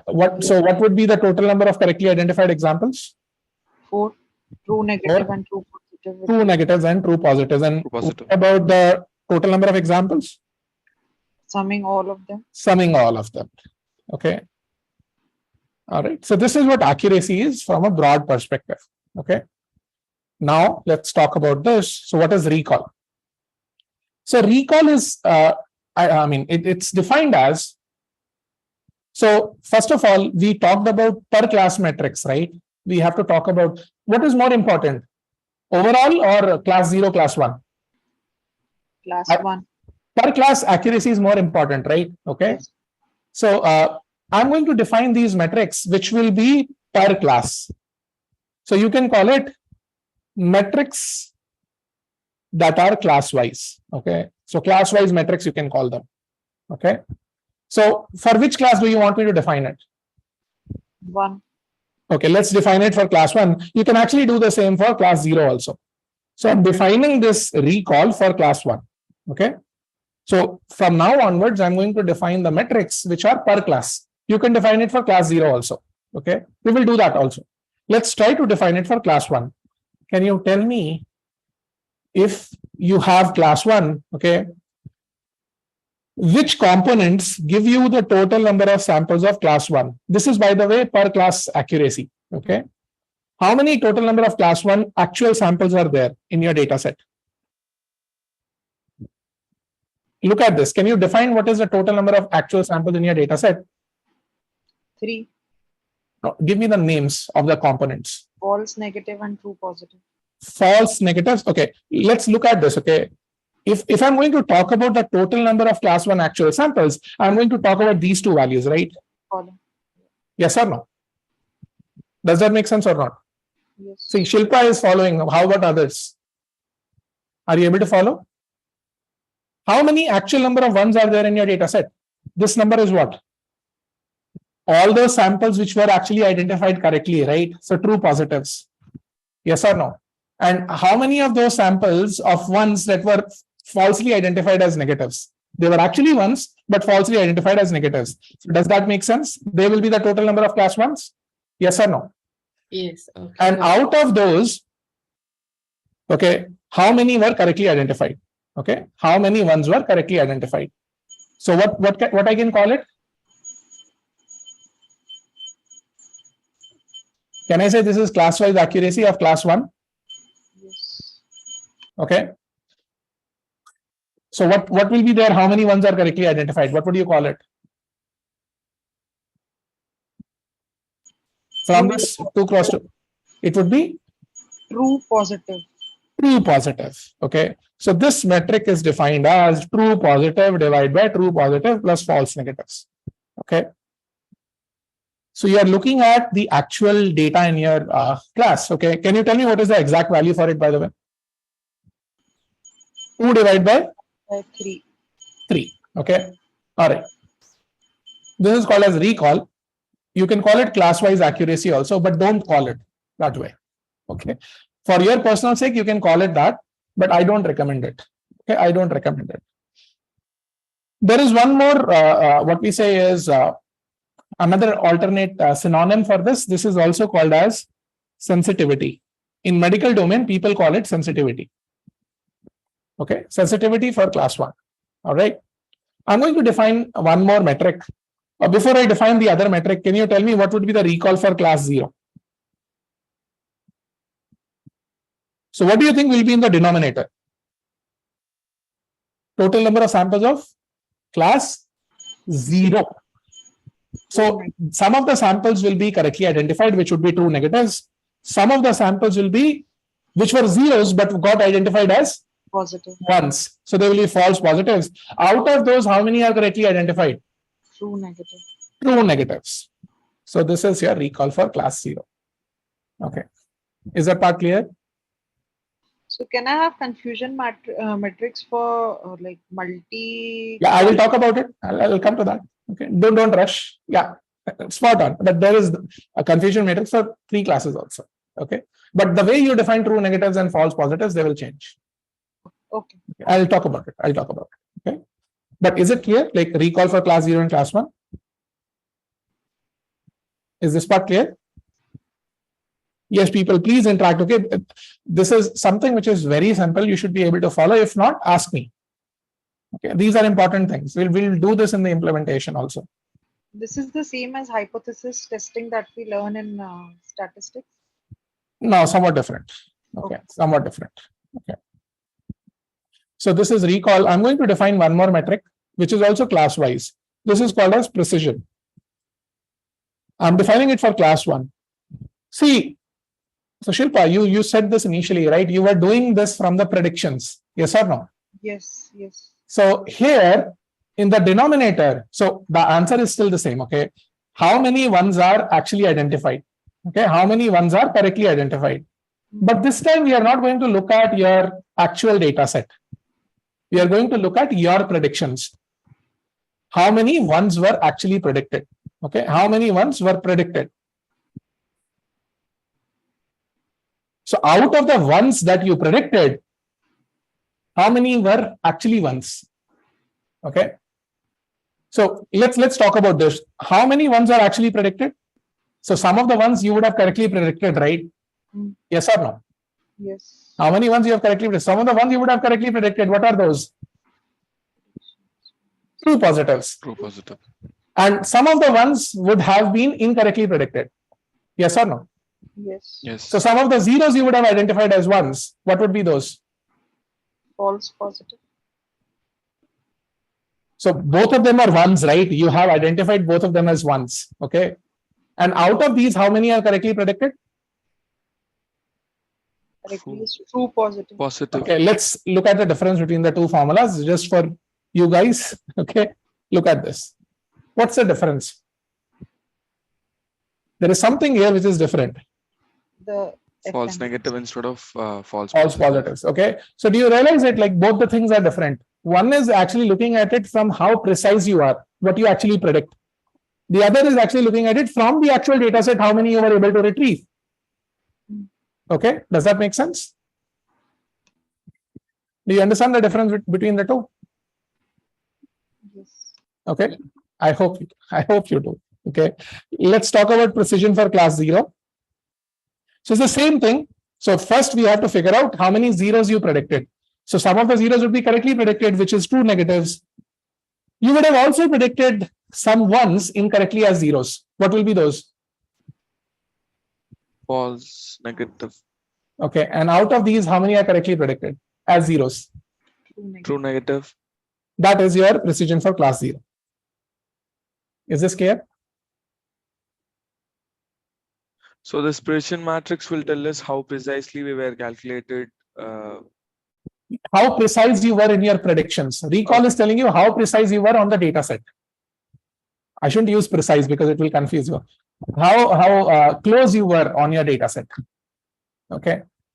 Now, my next question is this. What is the range of recall? Or is it a positive metric or a negative metric?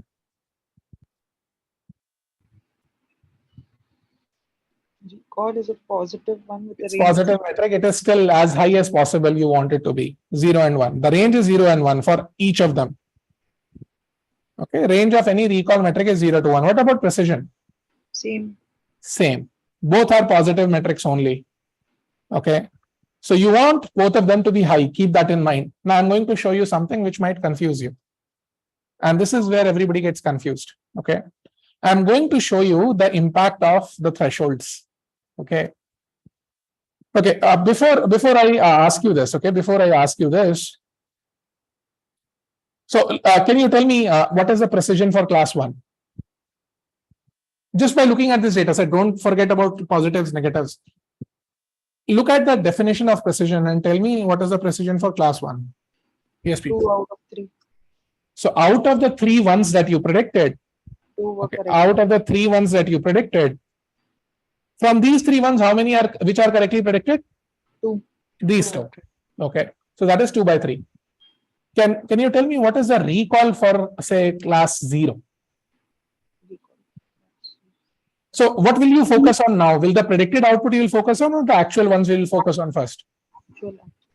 Focus on this now. You are doing recall for class 0. So how many are zeros? 1, 2, and 3. Out of these 3, which are correctly predicted? 2. This one and this one. Okay, so 2 out of 3. So recall is with respect to the actual. Precision is with respect to the predicted. Okay, so you should be able to now compute everything. Okay, now my question is the following. Okay, and this is where most interviewers will try to stump you. Okay, let's say I am a allopathic doctor. So we are doing cancer classification. 1 means cancer and 0 means, okay, 1 means say having cancer. 0 means not having cancer, maybe say healthy patient. I am an allopathic doctor. So I will give chemotherapy for treatment of cancer. So UV radiations will be given to you. What metric would you prefer more, recall or precision? What metric would you prefer more, precision or recall? Think about this. What should be high? Do you think both should be high? Or do you think, obviously both should be high. I mean, if they are both close to 1, you are So very excellent. Okay. But I'll show you precision and recall, they cannot be one. Both are actually interrelated. If you try to increase one, the other one will go down. Both have a inverse kind of a relationship with each other. We will discuss that soon. So keep that in mind. Okay, let's say they have inverse relationships. Okay. So what do you want to be high? Precision or recall? Okay, think from that perspective. Would you want to give a healthy patient chemotherapy? No. No. Okay. Is it okay that if I am unable to identify a cancer patient as cancer, okay, is it okay that like the person will still live? No. No. No? Why not? I mean, but you are okay with identifying, you can say healthy people as cancer people. I mean, you said you are not okay, but I'm saying that, okay, let's try to understand this. Okay, let's try to understand this. Typically, if let's say you have a decent model, okay, you have a decent model. So it is giving a probability score to the people actually having cancer. Okay. So what do you want the threshold to be? What do you want the threshold to be? High. Okay. So if you want the threshold to be high, what are you saying effectively? That if a person is having a cancer, it is being identified as a cancer correctly rather than missing it out. But what are you assuming? That the model is able to strongly predict for cancer patients, right? Yes. So you are only concerned about class 1, but then you are saying that the model should be able to predict a high probability score for class 1. That's what the goal is, right? Yes. Okay. That's why you're keeping high thresholds. Okay. Now think about this. If I keep the probability threshold as, say, 0.8, what is your precision right now? Keep your probability threshold as 0.8. Change this threshold 0.5 as 0.8. What is the, okay, let's find out the predicted labels. So what would be the predicted label for the first one? 0.8 is for class 1. If the threshold is now 0.8, predicted probability is 0.3, what would you predict it as? 0 or 1? Anything higher than 0.8 is supposed to be given a 1. Yes. Okay, so what will this be predicted as? 0. 0. 0. What about the next one? 0. Okay, what about the next one? 1. Let's say, okay, let me say 0.85. Okay. 1. Threshold is 0.85. 0. So this would be 0, right? 0.8 is less than 0.85. What about the next one? 1. What about the next one? 0, 0. Okay, 1 second. So this is 1 and this is 0, 0. Okay. What is your precision right now?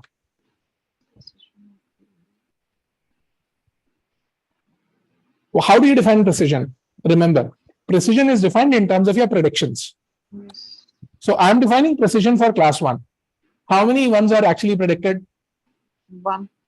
And out of these 1 ones, is it correctly predicted? Yes. So what's your precision? 100%.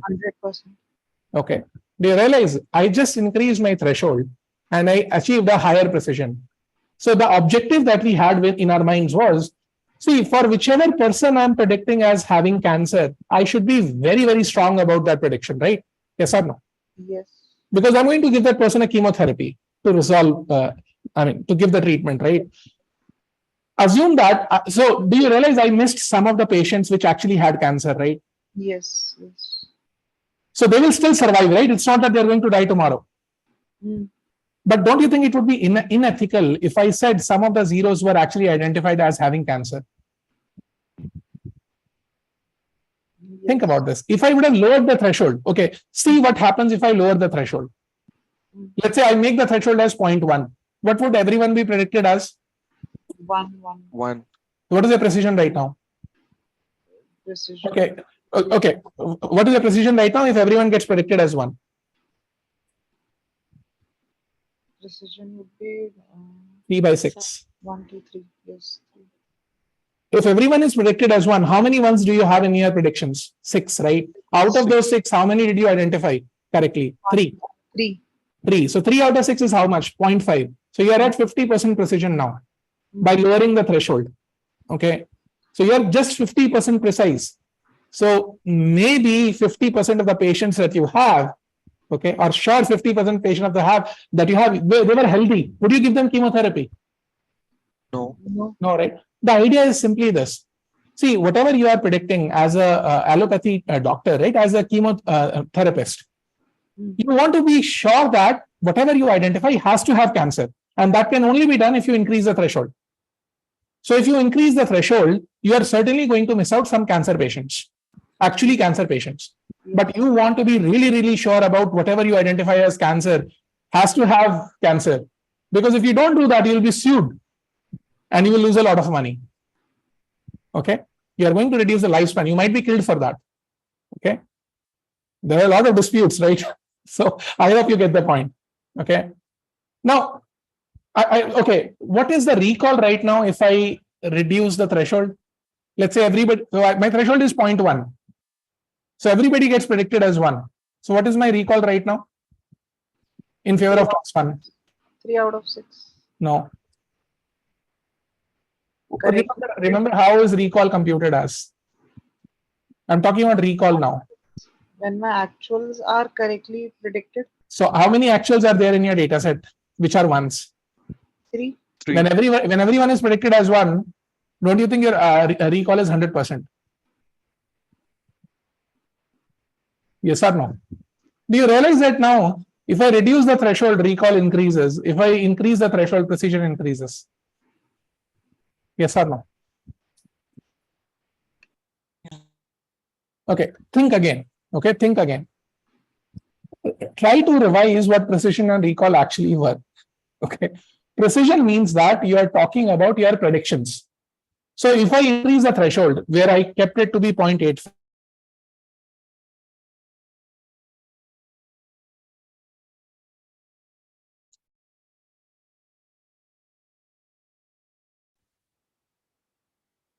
yes, people, what is the number of ones that you have right now when your threshold is 0.85? The predicted 1. 1, right? Out of the ones, are you correctly predicting that 1? You are, right? Can I say this is 1 now, 1 by 1? So 100% precision. Okay. At 0.5, what was your precision? Do you remember? 2 by 4. 2 by 3. You computed this, right? 2 by 3. Okay. Now, what is the precision if you go to the other end when the threshold is, say, 0.1? Let's say everything gets classified as 1. 3 by 6. Yes or no? Half of the samples are incorrectly identified, right? So when you go to the other end, can you see that precision is actually reducing if you reduce the threshold? Yes.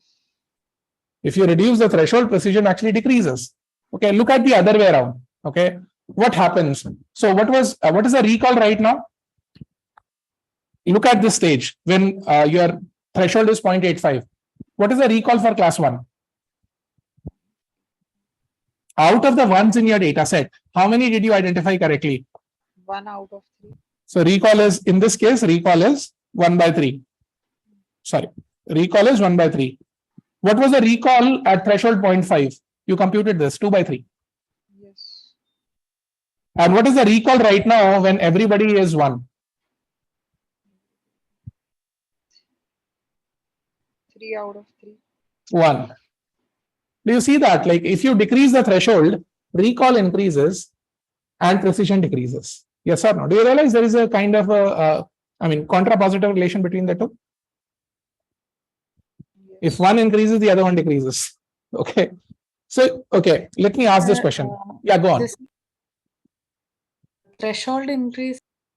Hello, can you hear me? Yeah, I can hear you. Go on. Threshold increases means precision. Threshold increases means precision also increases, right?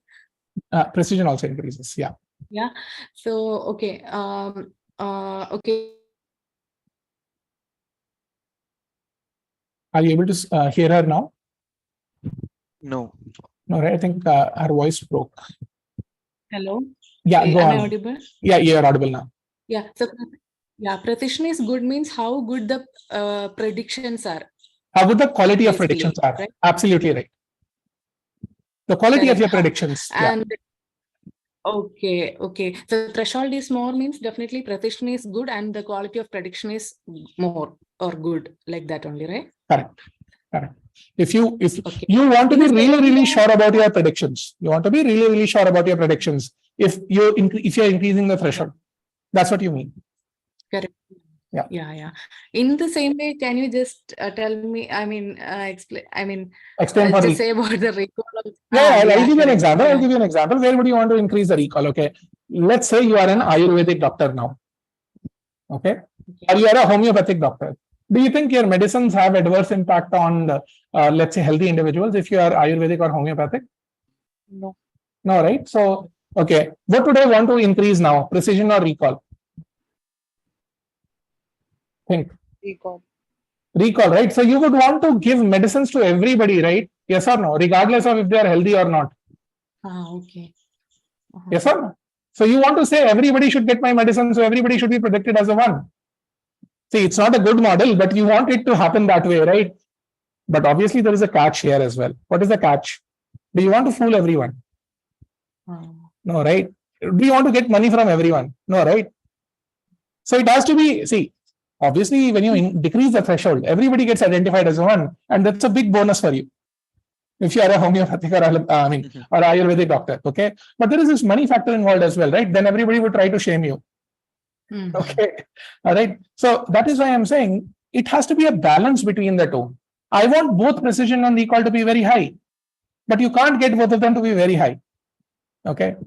That is not possible at all. That's what I wanted to show you. Okay. So the idea is we want a good balance between the two. So if you want a good balance between the two, see, there is this thing for sure. Depending on your domain, you would want one of them to be high. In some cases, you want both of them to be high. I will talk about that as well. Just a minute. Okay. But I want to, argue here is this. My argument is both of them are positive metrics. So as high as possible, but they have kind of an inverse relationship. Okay. So I want my salary to be high. Okay. And my expenditure to be low. This is like an inverse relationship, right? So happiness is directly corresponding to your salary, right? Yes or no? Okay, but if your salary increases, your kids spend more. Yes. Then the happiness increases. Okay, I cannot keep both of them to be high, right? Yes or no? Okay, got it. Do you realize it? Okay, there are factors involved which kind of, you want both of them to be high, but that doesn't happen all the time, right? So it's the same thing here. Precision and recall cannot be high together. So what we are saying right now is, can we have a balance of, can we have a metric which can capture both of them together? And there is one such metric which is called as F1 score. It kind of gives the same, what we say, weightage to both of them. I want both of them to be high. This is defined as the harmonic mean of precision and recall. Okay. This is defined as the harmonic mean of precision and recall. I'll just finish it in 2 minutes.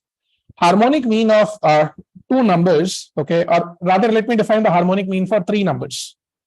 So let's say there are 3 numbers, A, B, and C. You want to define the harmonic mean. So there are 3 numbers, right? Look at the number of numbers 3, and then you divide it by 1 by A plus 1 by B plus 1 by C. This is the harmonic mean. Okay. Similarly, if I have 2 things, precision and recall, what would be this formula? What would be this formula? Now you are trying to do the harmonic mean of precision and recall. If you have 3 things, this would be this. So it would be 2 divided by 1 by precision plus 1 by recall. Okay. Okay. All right. Now, if you want to simplify it, you can say 2 into precision into recall divided by precision plus recall. Okay. If you want to simplify this further, so you can remember it like this. Now, one thing that I want to discuss here, see, consider this to be weight of your precision and consider this to be weight of your recall. So what is the weight right now for both of them? Yes, people, what is the weight right now for both of them? Equal weight. Equal weight, which is 1, right? You can see weight is 1 for both of them. And the numerator is nothing but the sum of the weights. Okay. My question is this. Let's say if I put one of the values equal to 0, let's say WP is equal to 0. What is this formula? Totally recall. And that's what, so do you think that it is kind of doing a weighted prediction of precision and recall? Yes. Okay. Let's say if I make recall to be 0, what is this formula? Total precision. Only precision, right? Okay. Only precision. If weight of recall is 0. Okay. So I hope, you can put different weights of precision and recall. and you can get a good flavor of this F1 score. So please note that this is also class-wise. You will be doing it per class. So you will be using class-wise precision, class 1 for both precision and recall. If you want to do it for class 0, you can do that as well. Okay. Now I have a question. Let's see where we want to have good F1 score. Okay. So I'll give you an analogy, and probably you can tell me in what case would you want it to be high. So all of you use Google search engine, right? So you search something and it retrieves documents for you. So let me tell you what Google actually does. Google crawls these documents on the web periodically. So imagine Google has a database, okay, where it has stored a lot of documents. So now if you search something, what Google does is it matches the search query with respect to the documents it has crawled. And whichever documents are the most similar, they are sorted based on the, you can say, descending similarity scores. Whichever is the most similar, that comes on the top. Whichever is the second most similar, that comes on the second place, and so on. That's what is page ranking. Okay. So it is ranking the pages for you based on the similarity.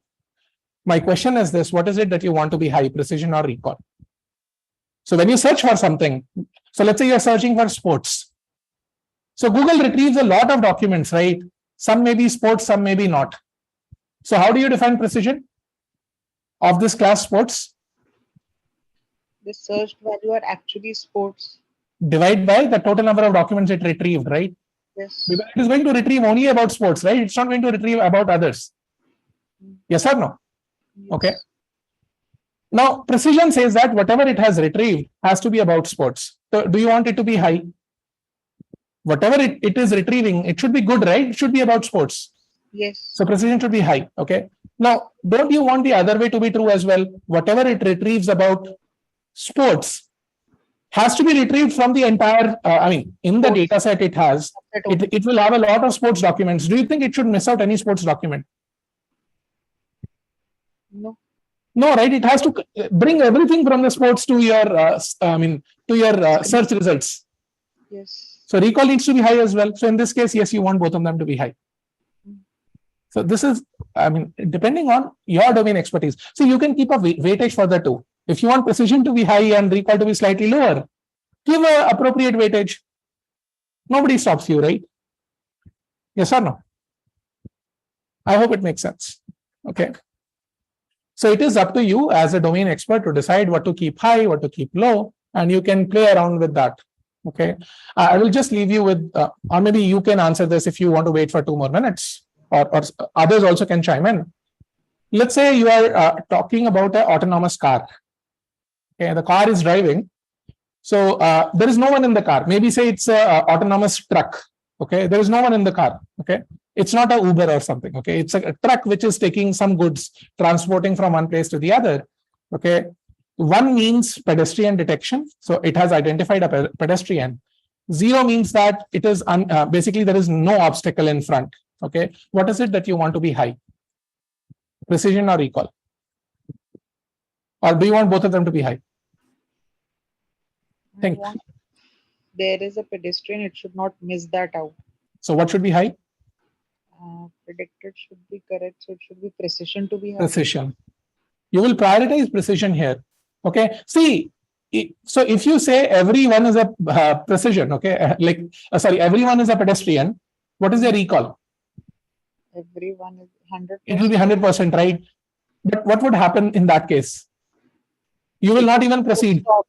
Yes. You will not even proceed. Yes. Yes. You will stop there. If you say everyone is, like, even if there is no obstacle and you say it's a pedestrian, will you continue? No, right? The truck will not even move. Yes. But you have 100% recall. Okay. So I hope you get the other way as well. That's why I want to prioritize precision. Okay. Now, maybe you can think along these lines and think of many other tasks, and you can come up with where precision needs to be higher, where recall needs to be higher, and so on. Okay. So these are just a few examples which I want to, with which I intended to demonstrate. In classification, classification is much more complicated than regression. Okay. So you have to be very, very clear about what metric you are going to use, why you are using it. Okay. And this is where your IQ comes in. Okay. See, I can only be a guide, a mentor, right? I am not the person sitting next to you who will tell you in the interview, okay, this is what you should choose. Okay, so when we come and meet for the next time, so tomorrow we have a class, right? It has been informed to you or not? Yes. So tomorrow we'll be having a class. Do you, I mean, have you guys received a link as well for that? Yeah, in the Zen portal, it is already showing for 14. Okay, so then I'll ask until- because I haven't received it. I'll ask them. I'll ask them. Yeah, I think they were using the same link for Is it the whole same? session. It seems. Yeah. No, but the link that I have, right, there I'm not getting the date because So in the Zen portal below that class roadmap, there is one additional Yeah, session there is section. no additional session. okay, things maybe again. I'll ask them and they'll forward. Please class Yeah. was there in the additional session because Okay, already whatever is the planned number of sessions that are I'll request them. I'll request them. Yeah. I'll request them. Okay. All right. So this is what I mean. We are not done with the metrics, by the way. We'll discuss more about these metrics tomorrow. This is just the beginning. Okay, So and we'll here do that. Yes, is go on. for the denominator, the WP and W recall that you have mentioned as the weight. Mhm. These are the values between 0 to 1, right? No. Look at the values that are here right now. Both are 1, right? Yes. So sum is in the numerator, and in the denominator, you see WP and WR are there, right? So how do I give more weightage to one and the rest I to mean, say one is 1.5, the other one is 0.5. The sum is equal to 2 now. Okay, can you just replace it with this formula? WP plus WR divided by WP by precision value plus WR by recall value. Okay, now you can give, so WP plus WR, let's say if it is equal to 1, okay, so both WP and WR has to be greater than or equal to 0, but their sum has to be equal to 1. So now you can replace this numerator by 1. That's what you're asking, right? I'm asking about this value in the denominator, 1 by precision where you have Now you can keep any number between 0 to 1 for precision and recall. Okay, and you can replace one of the numbers by 1 minus WP. Okay. Is that part clear? Yes. Okay, that's what you wanted, right? How do I Yes. give more weightage? Okay, so now the number is equal to 1. Okay, now the number is equal to 1. The sum is equal to 1. If you say 0.3, then the 70% weightage would give to the other one. Okay, so initially WP and WR I wrote, right? They are equal to 1. Okay. All right. Anything else? Okay, if there's nothing else, then I'll upload these slides. Okay, these handwritten slides. Sanatan, Yes. actually, this is not related to the class and all. Like, when it comes to me, like, I can understand some parts and I don't understand some parts. So on that time, Stop like, me. okay, Interrupt me. Okay. okay, But because- please, requesting you, please, since you have missed 2 classes, okay, yeah, first yeah, go through those 2 classes. yeah. Okay, and if it's a previous concept, I will be a little hesitant. Okay, Yeah, that is fine. to Like, give you a whole recap of that. But Yeah, you are yeah. free to ask me any number of doubts, specific doubts, please. Don't ask me to revise if you haven't gone through it, right? okay. Because it is not good for the others. Okay, I am okay with you asking me the same question 100 times, but I'm not okay with the fact that if you say, okay, please repeat a topic because I was not present or I haven't gone through that video. That's not No, okay. that's not I'm asking. Like, basically in my case, I'm not familiar to math that much, so it is new to me. That, Okay, let me just put it like this. Okay, okay, when you get stuck, okay, stop me and ask. I don't mind that. Okay, okay. but ensure that whatever we are doing till date, right, Mhm. you know about it. If you know about it, you don't even have to ask. You will feel that way. Is just that you are procrastinating. I will put it that way. I believe you have done it, or maybe you didn't have time. That could be another thing, right? Okay. Yeah, So time see, is the we main will concern. have to continue, right? We cannot stop. Yeah, Okay, the time doesn't move with respect to us, so we will have to continue. So please, this is a request from my side. This is not just for you, for others also. Please revise if you haven't done it. The topics will become even more and more difficult. Okay, so if you have understood the previous topics, you'll be able to follow me till the end. If not, you will lose me somewhere in the middle and it will all keep on getting piled up. This will happen for some of you. I'm being very honest here. Okay, and there is See, obviously it's not that like whole of the topics are kind of interconnected. It's not going to be a chain. There will be breaks. However, there will be certain things which I'm going to leverage over and over again. So that's where you'll get stuck. So ensuring that, okay, if that doesn't happen, please revise. Okay.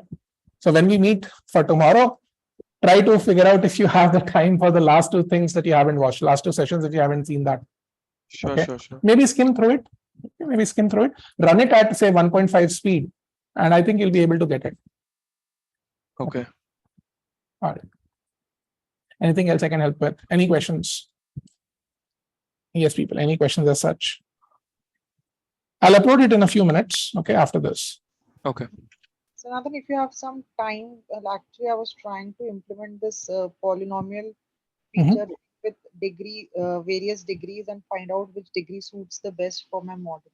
Using grids. Yeah, I can do it right away. I mean, if you want, others can leave. Yeah, others can leave, and maybe I'll do it for you. I can stay back. Okay. So I don't want others to wait. But if you're interested, you can stay back. Okay. See, I will repeat this. I've asked for your 10 minutes extra time. Okay. I'm sorry for that. But I don't want you to stay back. You can leave if you want. Okay. If you have understood that concept, you don't have to stay back. This is a query from some learner. I'm going to resolve that. Okay. So others can leave if you want. All right. Yes. Maybe I'll give you permissions to share your screen. Okay. Just a second, Shilpa. Let me unshare mine and see if you are able to share it. Otherwise, I'll give you co-host privileges. Can you check if you're able to share it now?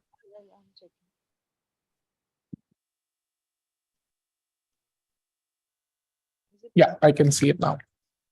Yeah, go on. Try to do it for the salary data itself. Shilpa, your voice is very feeble. Yeah, I tried to do this for the salary data only, which we had Okay. to fit in the polynomial features with 2, 3, and 4 degree. Okay. All right. So is this implementation correct? No, but where is the model that you're applying? Okay. So model thing would be a common step for all of them. So I'll have Correct, to right? put So in the pipeline, right, you have to add one more step. Yeah, the model, let's say the linear regression model or any model that you want to use. Okay, like Lasso or Reg, whatever. Okay. So just function brackets you missed in linear regression. Yeah, this is fine. Okay, and now I think it will run. and I'll have to fit my data. And that is where the this GridSearch CV will. I mean, you are doing this, right? GCV.fit. Yes. So that is what it will do after this. Okay. So you can simply write sklearn dot linear model and you import linear regression. I think this will be all right.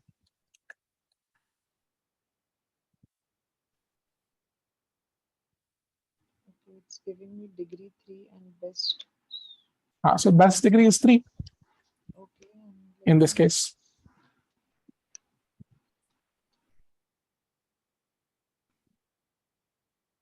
Underscore. Yeah.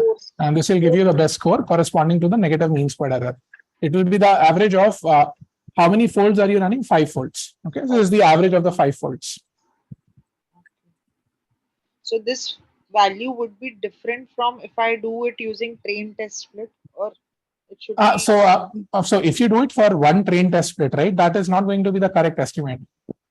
So currently what you are doing is you are using 80% of the data.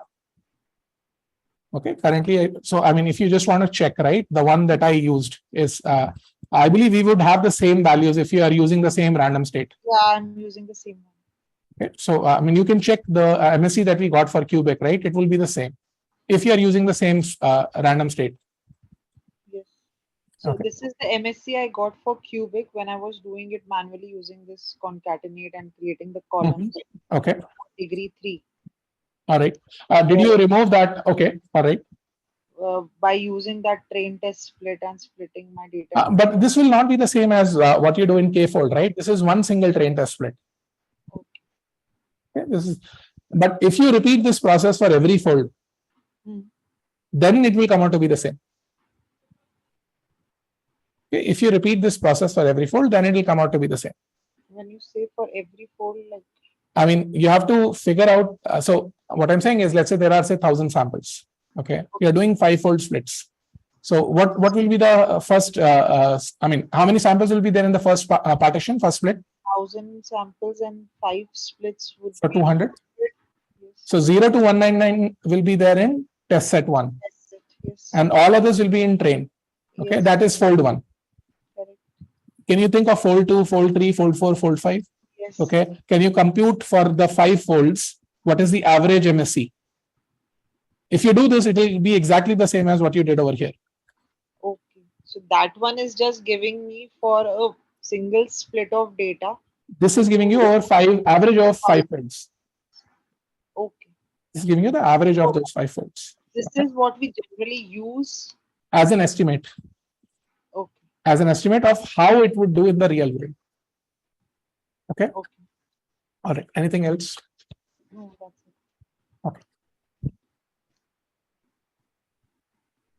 Anyone with any other questions?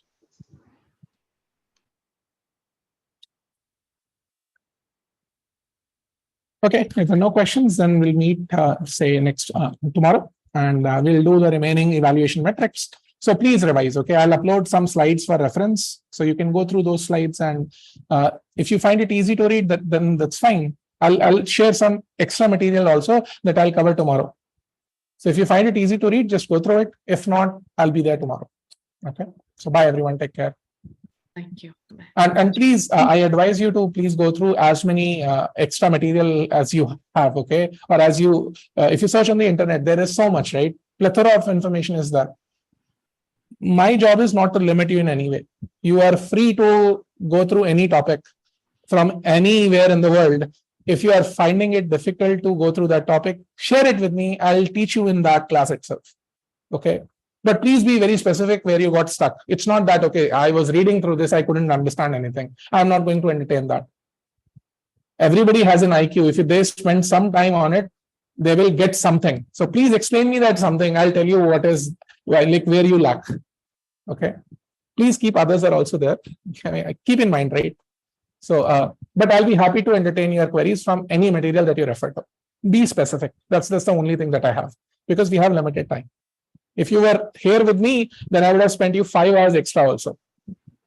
Okay. And we can do this in the last half also. Like once the session is done, I'll be happy to take like half an hour or so to just resolve all your queries, like individual queries. Okay. I'll be happy to do that. So bye everyone. Let's meet tomorrow. So if I Take care. say, Yeah.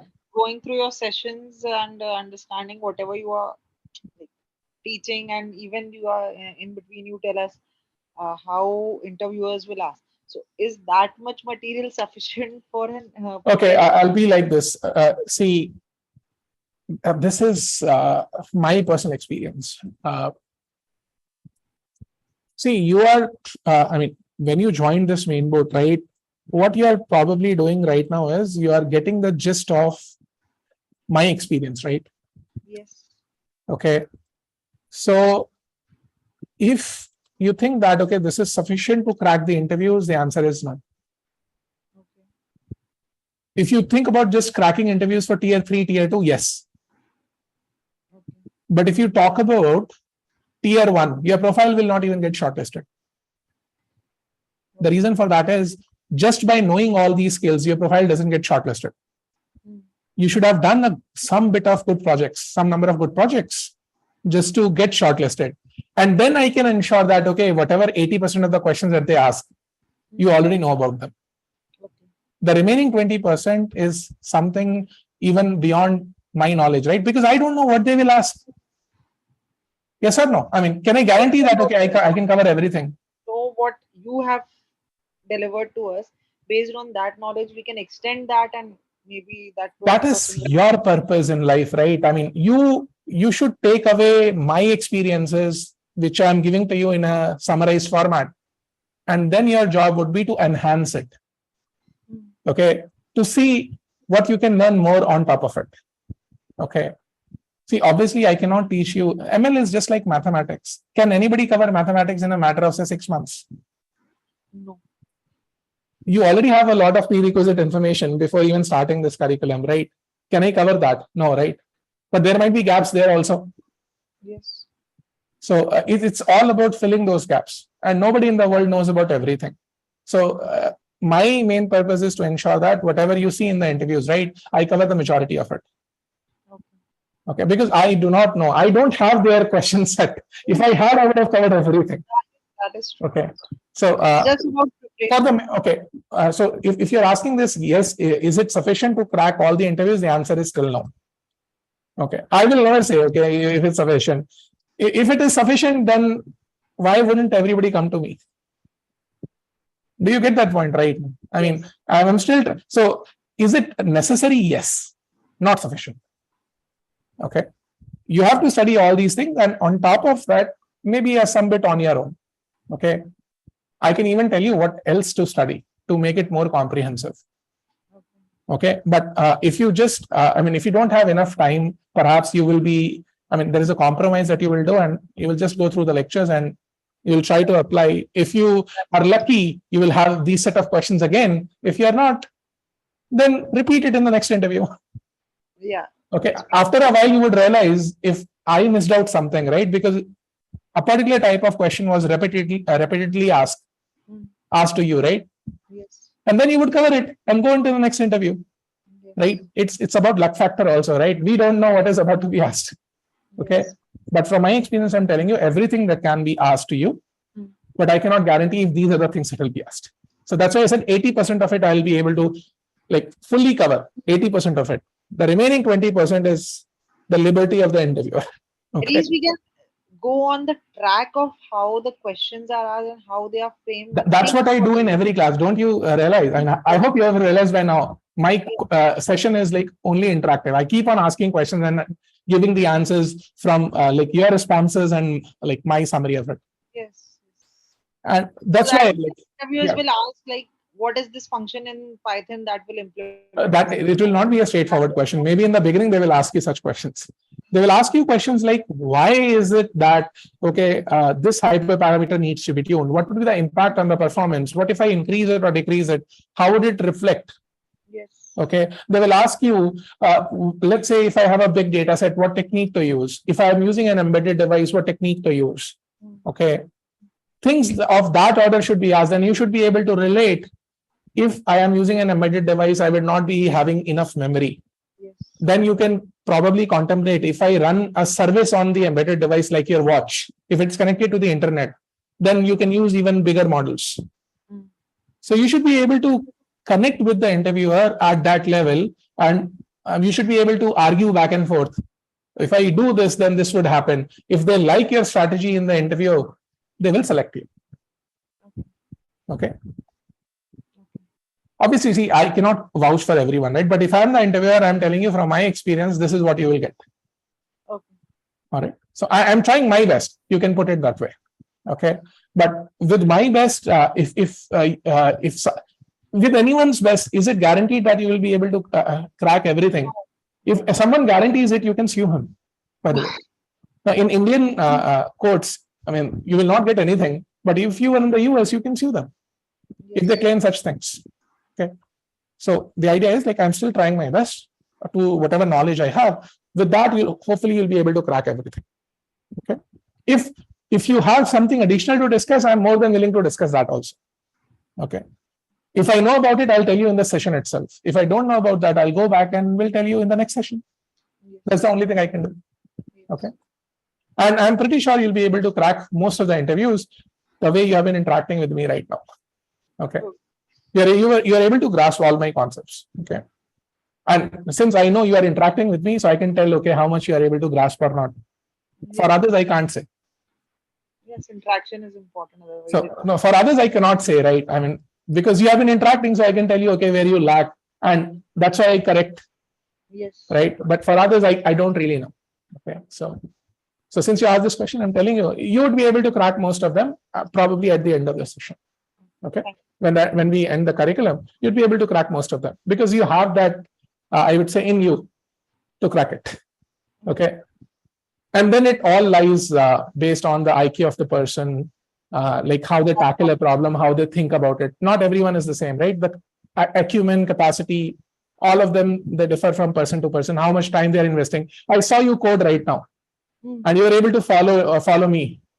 Not everyone would be able to follow me. Like I told you, okay, you are missing one step in that pipeline. You wrote it right away. Not others. I mean, if you think about others, probably they'll not be able to follow me. Okay, so not trying to, I mean, probably what we say is like butter you up.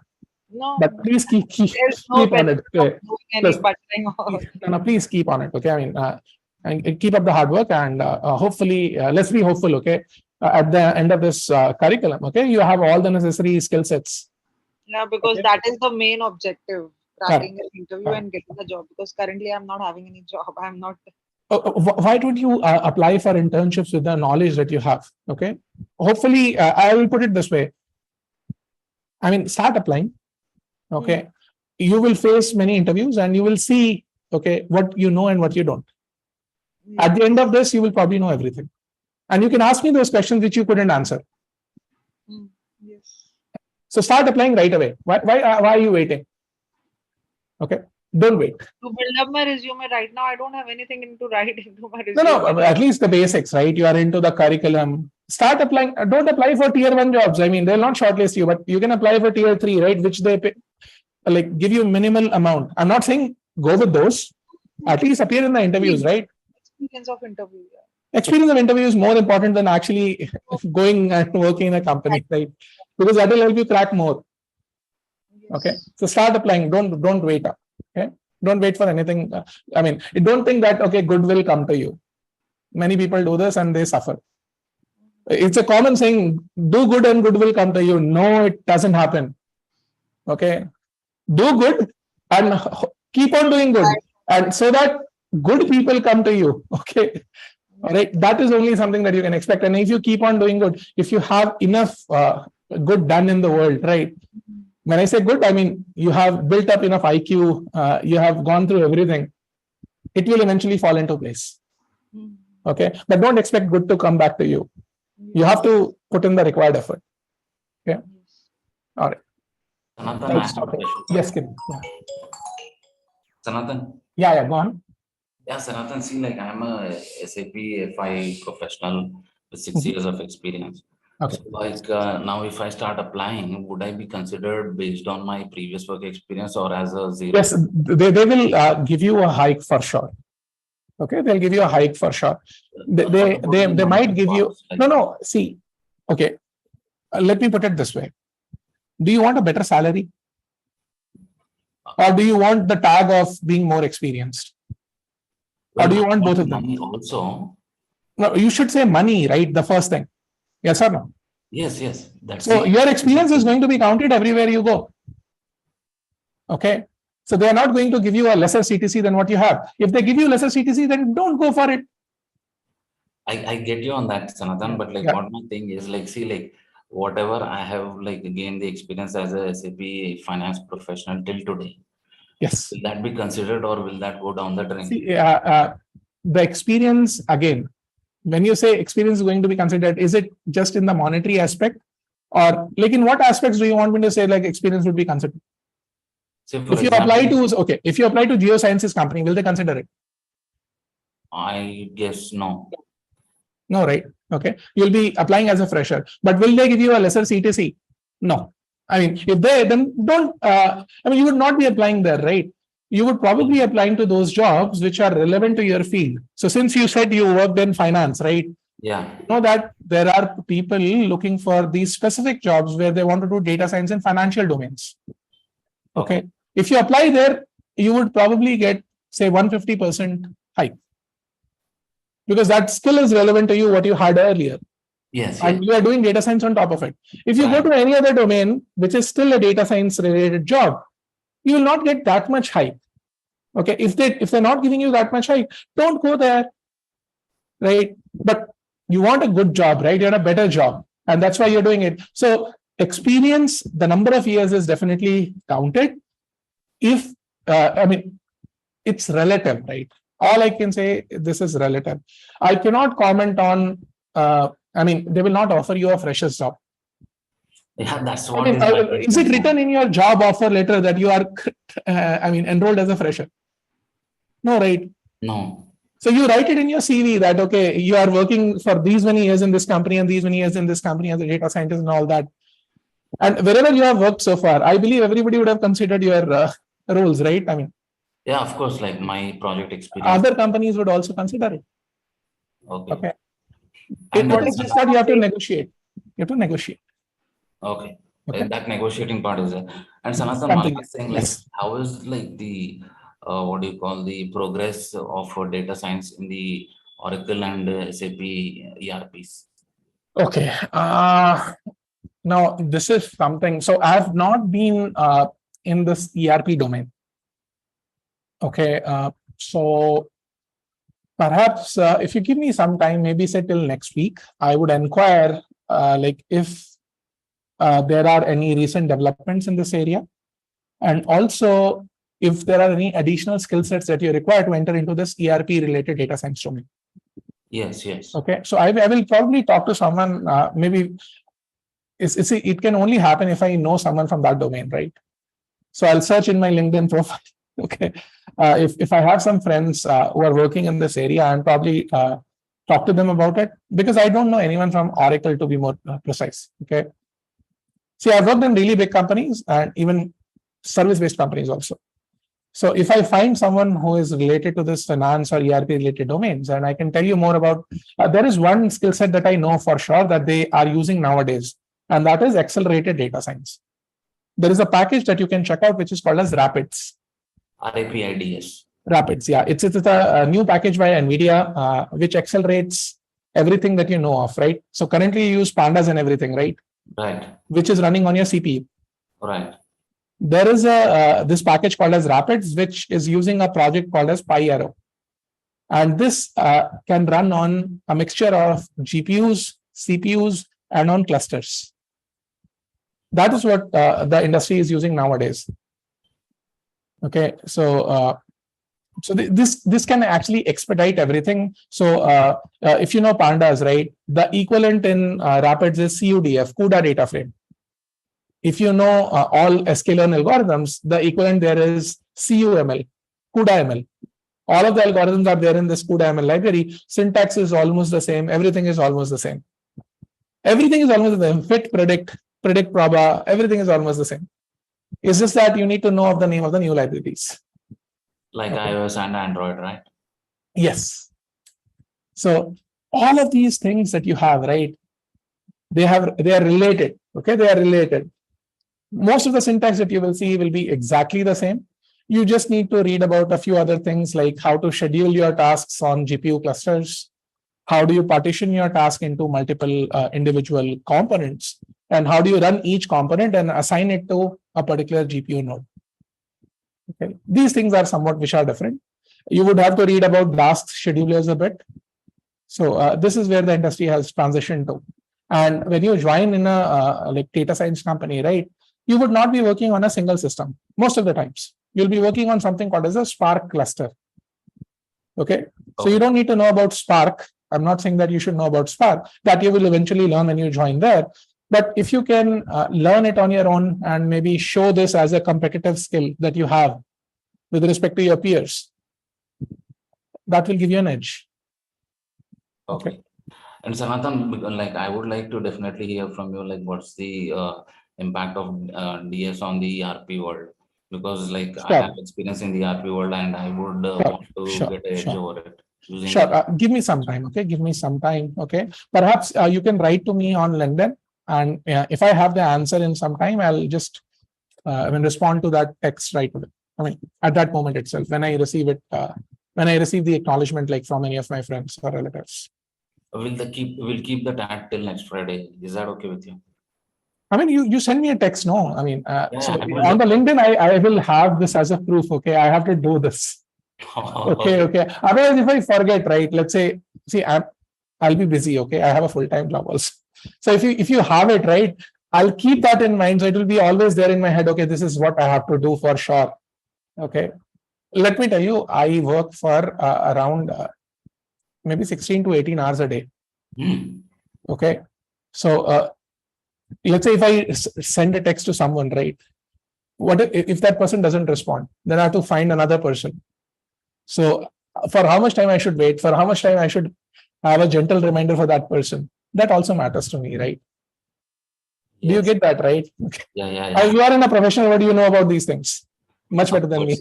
Okay. So I cannot vouch for those people with whom I'm interacting, right? But I can tell you about myself. Send me that text. Okay. If I have it in my top of the message list, okay, I'll keep that as a priority and we'll get back to you by next week. Okay. But I will have it as a reminder. So if I forget, say tomorrow, see, we are not going to meet till next Monday then. No, tomorrow we have a session, right? Friday. No, but let's say after Friday, we are not going to meet until Monday, right? Right. Okay. So let's say if I don't get the answer by tomorrow, we'll have to wait till Monday. Okay. If you can message me on LinkedIn, I might respond to you on Sunday itself or Saturday itself. Okay. So you want to wait till that, then fine. Okay. All right. That's what I meant. So if you can send me a text, I'll respond on that right away. I mean, as soon as I get the answer. Sure, Sanatan. All right. Yeah. That's what I meant. I mean, send me a text and I'll respond to you. Okay. All right. Done. Okay. Anyone else with any other questions?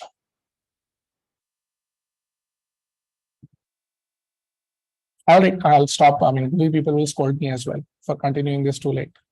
Bye, everyone. Take care. Yeah. We'll meet tomorrow.